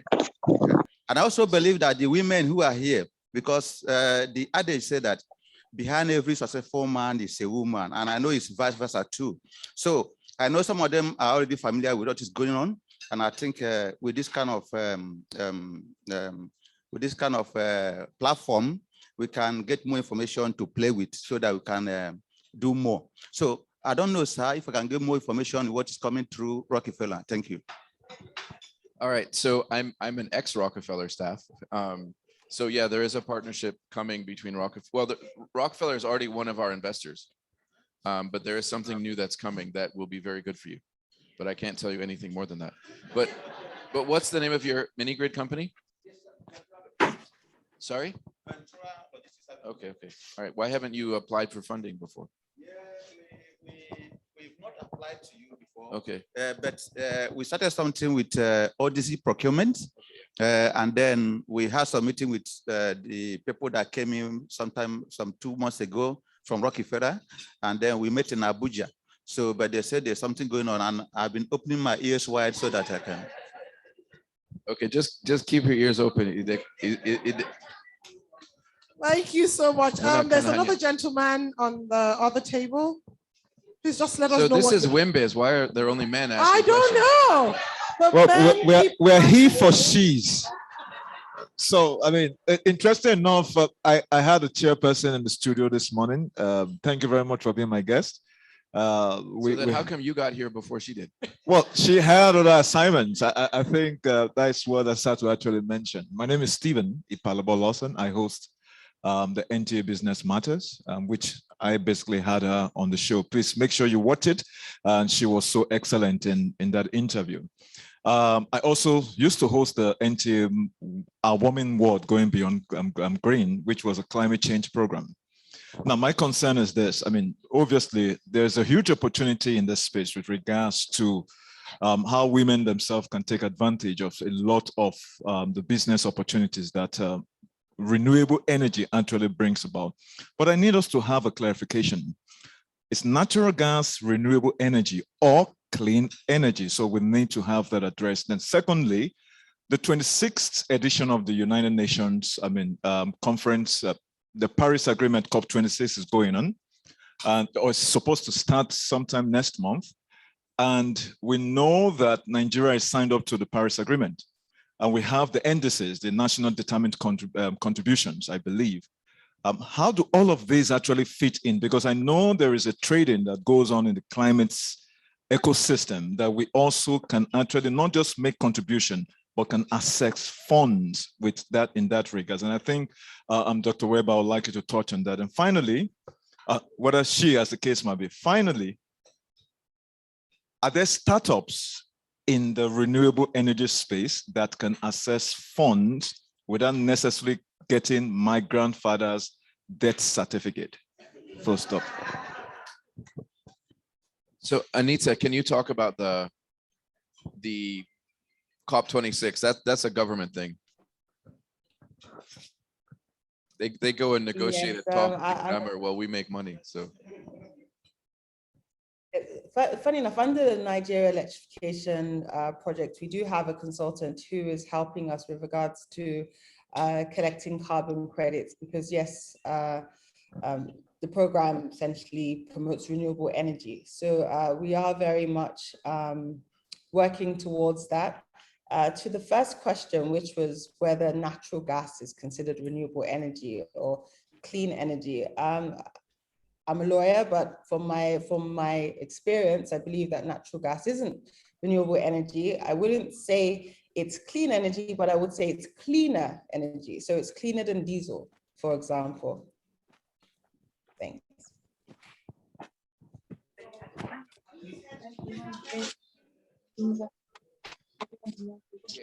Yeah, so funding, yeah. So, I mean, essentially for an early stage business, Allon is the only one providing capital. And so we actually, okay, so a week ago, we actually had the finale of a 6-month program with the Enterprise Development Center at Lagos Business School. And so we basically, there's a national challenge. We got 450 applications of basically ideation stage energy access innovations, and then the 20 unit. Sorry, people online, can you unmute, please? I Program. can't hear Weber. And then they all pitched last Monday at Lagos Business School, and we picked 8 of them who got $10,000 grants to basically take the, and these are ideation businesses. Some of them don't even have a brand, a logo, not even registered, but just a young person and usually a young person and an idea. So like one of them was a 19-year-old young a young man. That's okay, right? From Kano, who has developed a solar-powered Meishai stand. So you know, and just in Kano alone, there's 250,000 registered Meishai. Apparently, there's a Meishai Federation. So, you know, so you just think about that. Okay, all of these Meishai stands are using probably firewood. Think about how many trees are cut down for that. So instead, now you have a solar powered kiosk that, you know, now all these Meishai guys can use instead. And then you have a much cleaner way of cooking. And then the genius of it is that he's doing it almost, he's marketing it. He doesn't need investment. What he's going to do is he's almost tokenizing the Meishai stand so that a community can each own like 1% of the Meishai stand. So he's turning Meishai into crypto, kind of. It's very brilliant. And he's 19, right? And then there were other innovations. There was a young lady there, I think she's maybe 25, and the battery technology that she's working with and promoting is stuff that's like years ahead of anything else I'd seen. And she just somehow did the research and figured it out. And so there's amazing stuff happening. And then, you know, that initial $10,000 from us, that's a grant. So it's just use it to prototype, to get your product to market. Then we also have funding at the angel stage. So that's the next stage. And that's from us $50,000 of convertible debt. So it's commercial, but it doesn't require anyone's, you know, it's basically non-collateralized. So we're the only ones actually giving money to anybody at that stage. So it's $50,000 and then $50,000 of grant money from the US Africa Development Foundation and Rockefeller. So it's blended capital, and so it's $100,000, and every year 10 to 15 companies get this to take them to the next stage. And then after that, we do 2 to 3 million in growth capital. So we're trying to carry companies from the ideation all the way through, so that Nobi Oyibo people will come collect our money.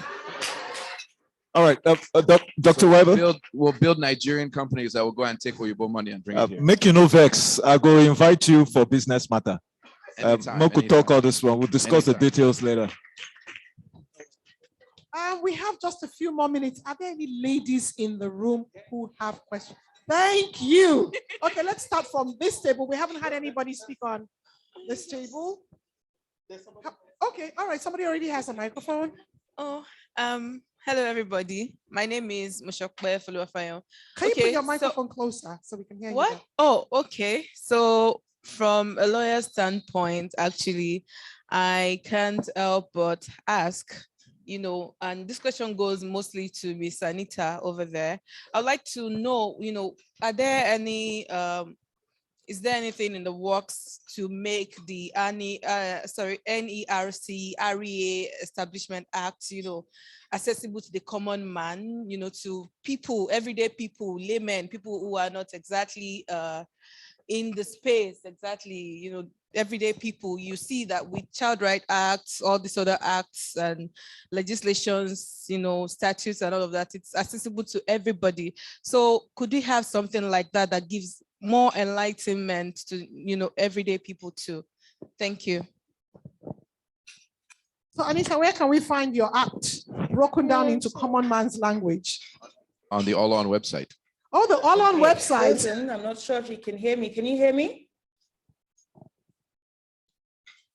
Hello, Anita. Oh, I think she's frozen. Can you hear us? Anita, can you hear us? Okay, Weber has answered that question, at least for now. You can find it on his website. We have other women in the house who have, can we just move the microphones around? Because time is fast spent.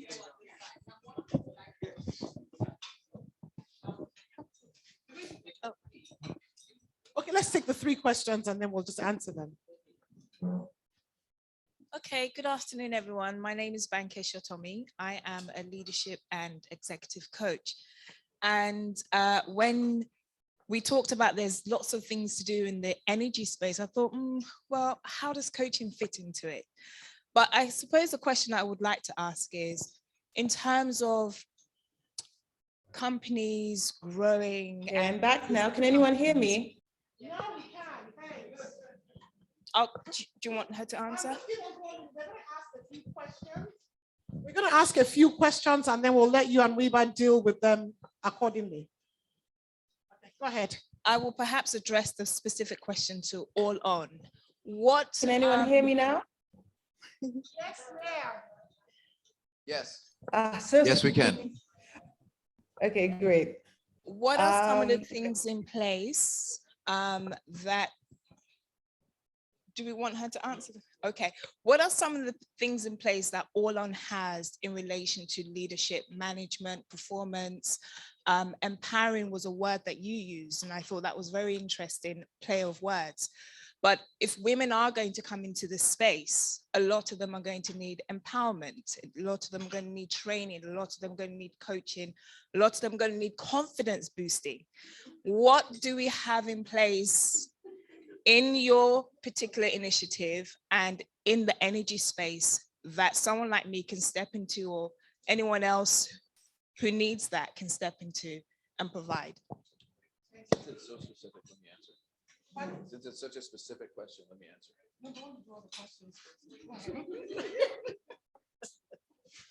Okay, good afternoon all. I'm happy to be here today. My name is Arise Onagise. I work in the waste management sector. I am the Executive Secretary of the Food and Beverage Recycling Alliance. So sitting here today, hearing a lot of opportunities in renewable energy, and also I work with a lot of small and medium scale industry players. And one of the major challenges is power supply in their little space. And I know Weber spoke about the challenge of waste to energy. How can the people I work with in the waste value chain position themselves to assess opportunities in renewable energy? Thank you. Okay, we have one more question. Okay. Thank you. My name is Tsunami Amusu. So my question is particularly for Weber and All On. Sorry about that. So I'm speaking more to the portfolio companies that you've invested in. Now I work in the capital market side, and we do see a lot of opportunities there, but we're worried about scale. What is All On doing in collaboration with the collaboration with the capital market to bring some of these companies to the public space, more in terms of public finance or blended finance? And how do you see that growing? Okay. Good afternoon, everyone. My name is Binka DBC. I'm Business Development Manager. I work with Zola Electric. And we're an OEM. We're currently in the market for distributors. So if you're interested, like we've been talking about it for a couple of minutes, if you're interested, we're looking for distributors the distributors I manage currently are all men. So we're looking for women in that space. Anyway, my question now is most of our engagements with distributors. I'm sorry. Original equipment manufacturer. Manufacturer. So we manufacture the equipment, and we're looking for distributors to distribute to end users. Okay. And they just raised $90 million. Yes, we just raised $90 million grant money.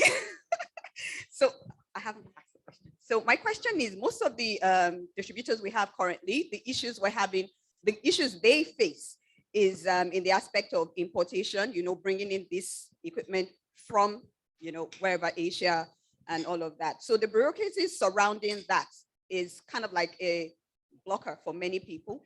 I was going to mention funds too, but we've spoken about the funds part already. So majorly is now about importation. Most times, it takes weeks, it takes months before they get there, based on the blockers we have at the ports.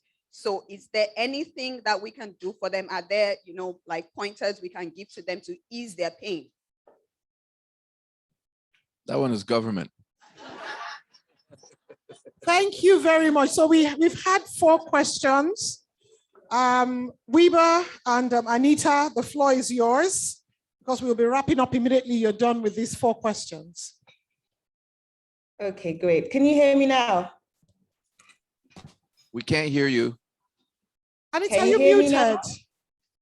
No, I'm not muted. Okay, we can hear you now. We can hear you. Okay, awesome. Okay, so answering the first question, with respect to the accessibility of the governing laws and regulations in the power sector, you can actually access the relevant regulations from the NERC website. That's the Nigerian Electricity Regulatory Commission's website. All the regulations in the off-grid space, on-grid space, they can be found on that website, including the Electric Power Sector Reform Act, which is the major law governing the power sector, which actually even privatized the sector. So that's the answer for the first question. And I think I heard a question with regards to blended finance. We have what we call the Solar Power Niger program.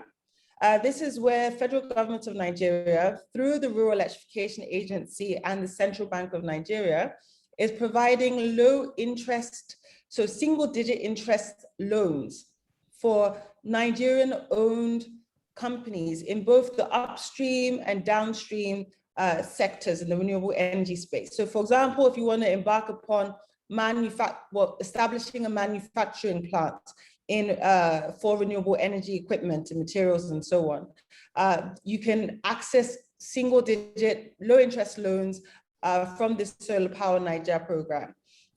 Also, if you're looking to embark on the business of distributing solar home systems or building mini grids, again, there are low interest loans from the Solar Power Niger program. And then with these loans, you could also access the grants that I spoke about earlier from the Nigeria Electrification Project. It's important for me to also add that in order for you to be eligible to apply for the loan from the Solar Power Niger program, you have to be, you must have an agreement, a grant agreement under the Nigeria Electrification Project. So that way you have grants a grant subsidy from the Nigeria Electrification Project, and you have a loan from the Solar Power Niger program that allows you to essentially have funding for the capital expenditure, for the initial capital, right? So upon deploying these solar home systems and upon verification of the connections from the mini grids, we will pay out the grants from the Nigeria Electrification Project, and this will provide, this will provide funding or guaranteed funding back to the Solar Power Niger program. So I hope that makes sense. Did you all get that? Yes, we did. Thank you so much. Thanks, Anita. Okay. Awesome. Okay, so let me try and remember the question. So coaching, very important. There's nothing we do in that right now, but if you think about the companies that we're working with, most of these are run by CEOs who are 40 or younger. and some of these are, you know, people even maybe they're 30 and they've just raised $5-10 million, right? And they have this like little dream that they had that's now becoming real, and the demands on them are extraordinary. So I think you could, there's actually a whole niche there that you could say, okay, let me actually target this sector, and become the sort of coach to these emerging CEOs, right? You know, because they're CEOs operating in one of the most difficult business environments in the world to begin with, in a nascent industry, fighting an uphill battle against, you know, diesel sharing money people, and just everything else. And then also, you know, dealing with wahala at the port, dollar denominated debt, Naira income, and Naira just everything you can imagine. I mean, some of these CEOs, like, you know, we talk a lot on the phone, and it's just like, it's okay, it's going to be okay, tomorrow will be better, I hope, you know, and all that. So I think that there could be something quite powerful there that you could build a niche around. You know, we have over 30 investees already. It'll be over 50 by the end of the year. There's, I think, on the Renewable Energy Association, Nigeria has 180 members.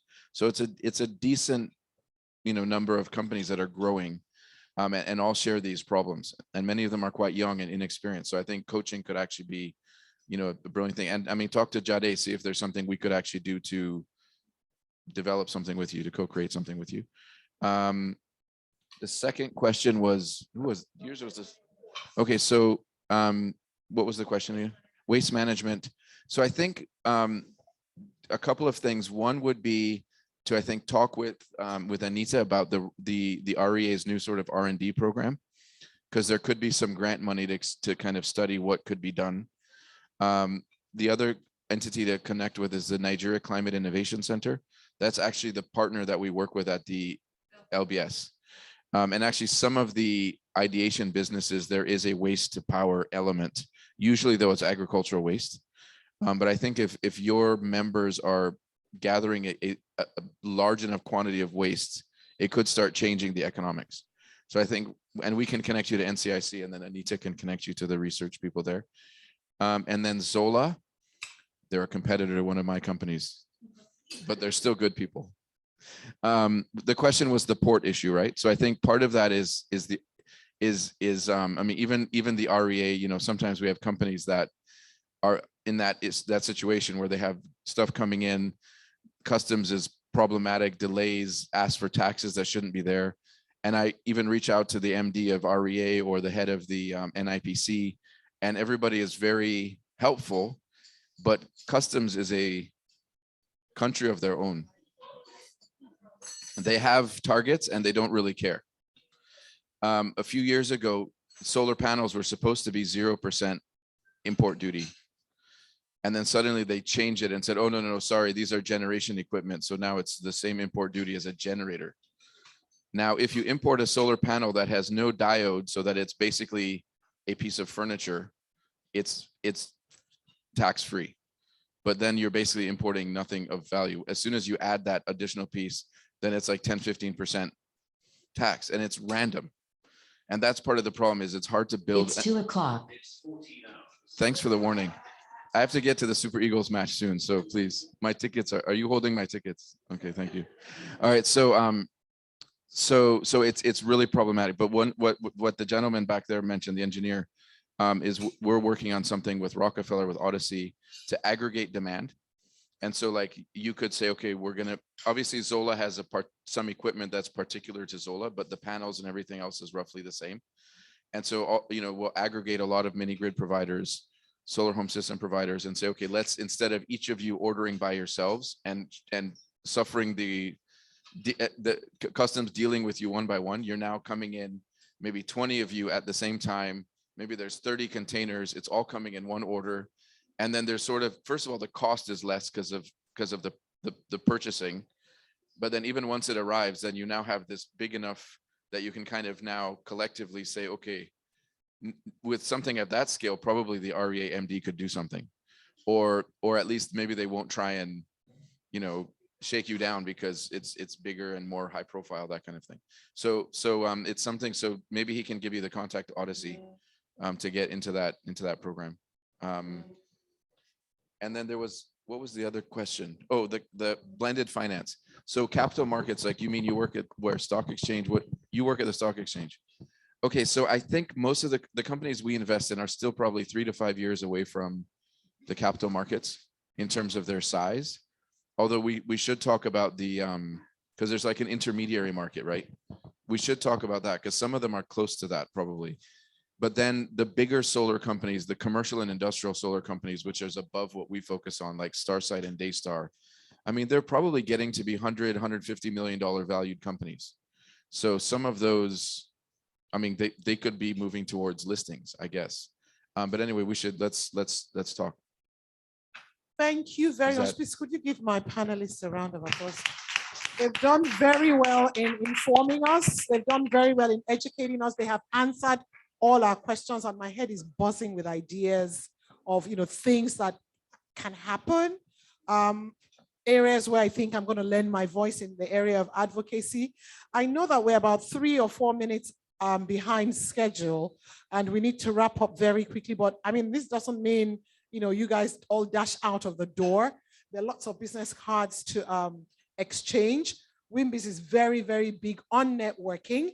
I have a rule. I have at least 6 or 7 business cards in my pocket when I go into an event, and I make sure I'm not going home with any of them. So please apply that rule this afternoon. Make sure you meet 6 or 7 new people. You never know when God is going to put that sparkling idea that's going to make you a billionaire into your mind. You need to know who to reach and how to reach them. And please don't take off to Canada. Nigeria is just about to change. Oh, thank you. Thank you very much. I'm not going to go over the bits and bobs. I'm sure the link to this roundtable will be made available. So you can all go back and listen to this again and take notes and strategize and decide how you're going to make the most out of the information you got this afternoon. Thank you very much, ladies and gentlemen. Thank you for our participants online. And please, a big, big thank you to our panelists, to Damilola in absentia, to Anita in Abuja, and to my he for she brother. Thank you very much. Thank you very much, ma'am. Hello, everyone. It's been an exciting section, don't you think? Okay. So right now we're having an evaluation of this particular section. WIMBIZ HQ, please can you put up the barcode on the screen for participants online? So just pick up your phone, turn on your camera, and scan the code on the screen. Then you have access to fill the evaluation form. And then for our dear participant here, just look through the glass on your table to scan through a barcode. But if you're unable to do that now, we'll also send a follow-up email with the evaluation link so you fill the evaluation form. We'd like to hear your feedback about this particular section. What? Oh, okay. Okay, thank you. We'd like to invite the Executive Council Chairperson for a quick photograph. David, Jade Sola. Okay. Hansa, please, could you join the photograph?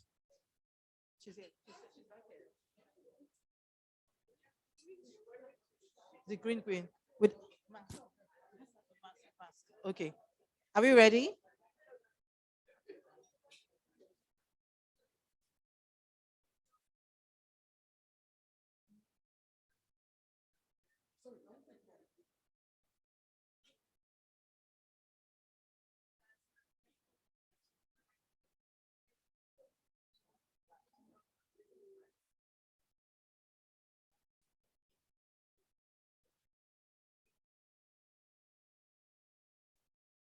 Thank you so much for the photographs.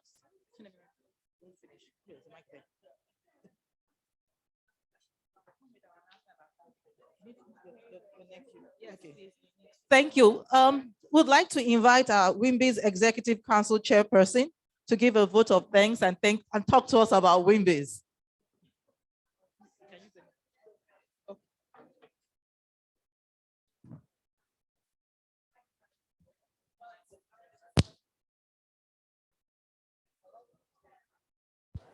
Hello.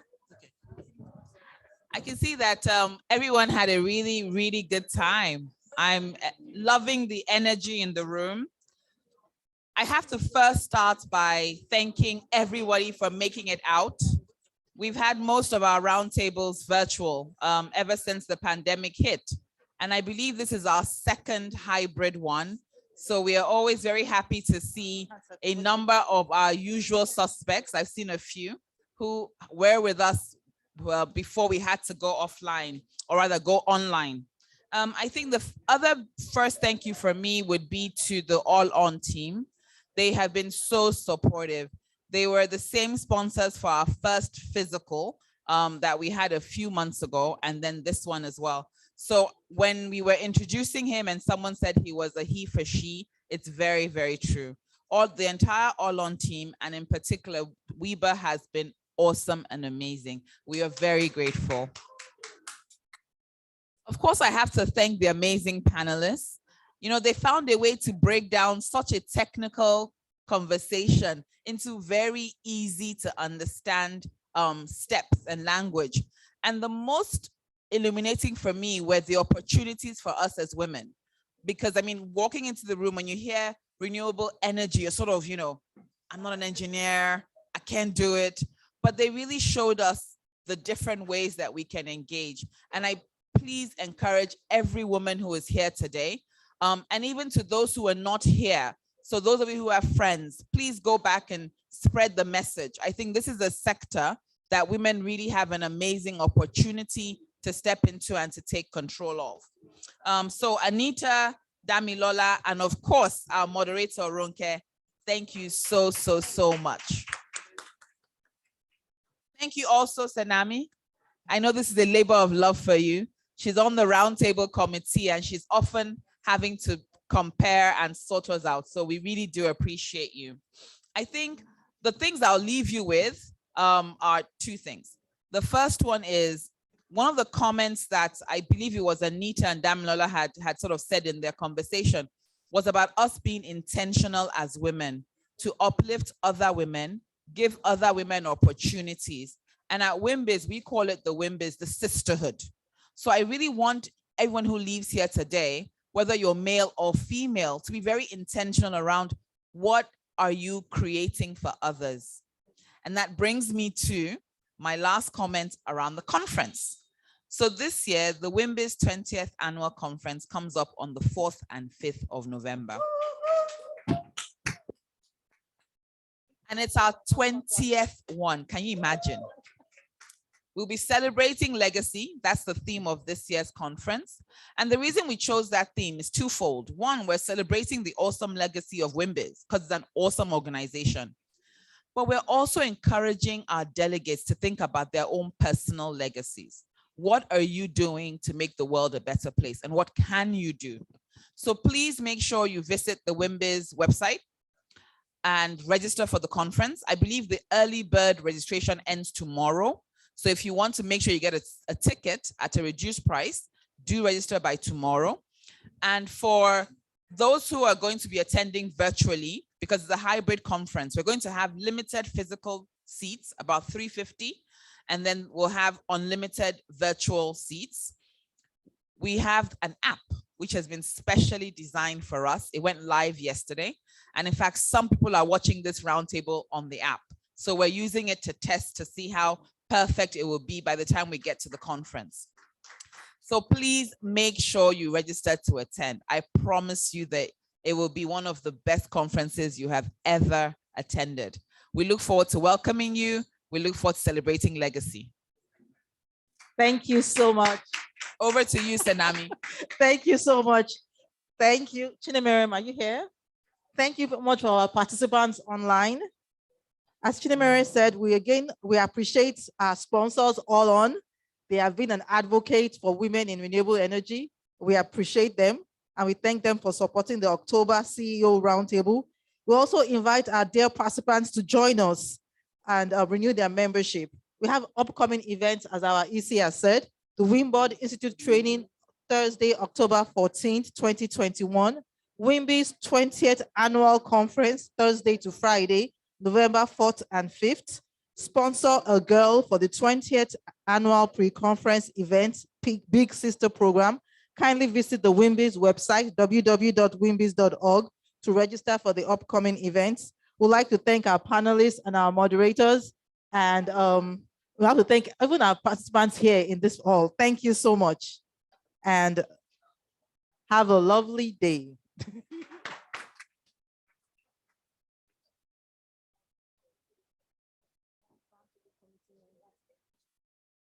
Please, can we bring up the video appreciation? The video appreciation for the roundtable. Please, committee members, can you bring that up? And we look forward to seeing everybody online at our 20th anniversary session in November.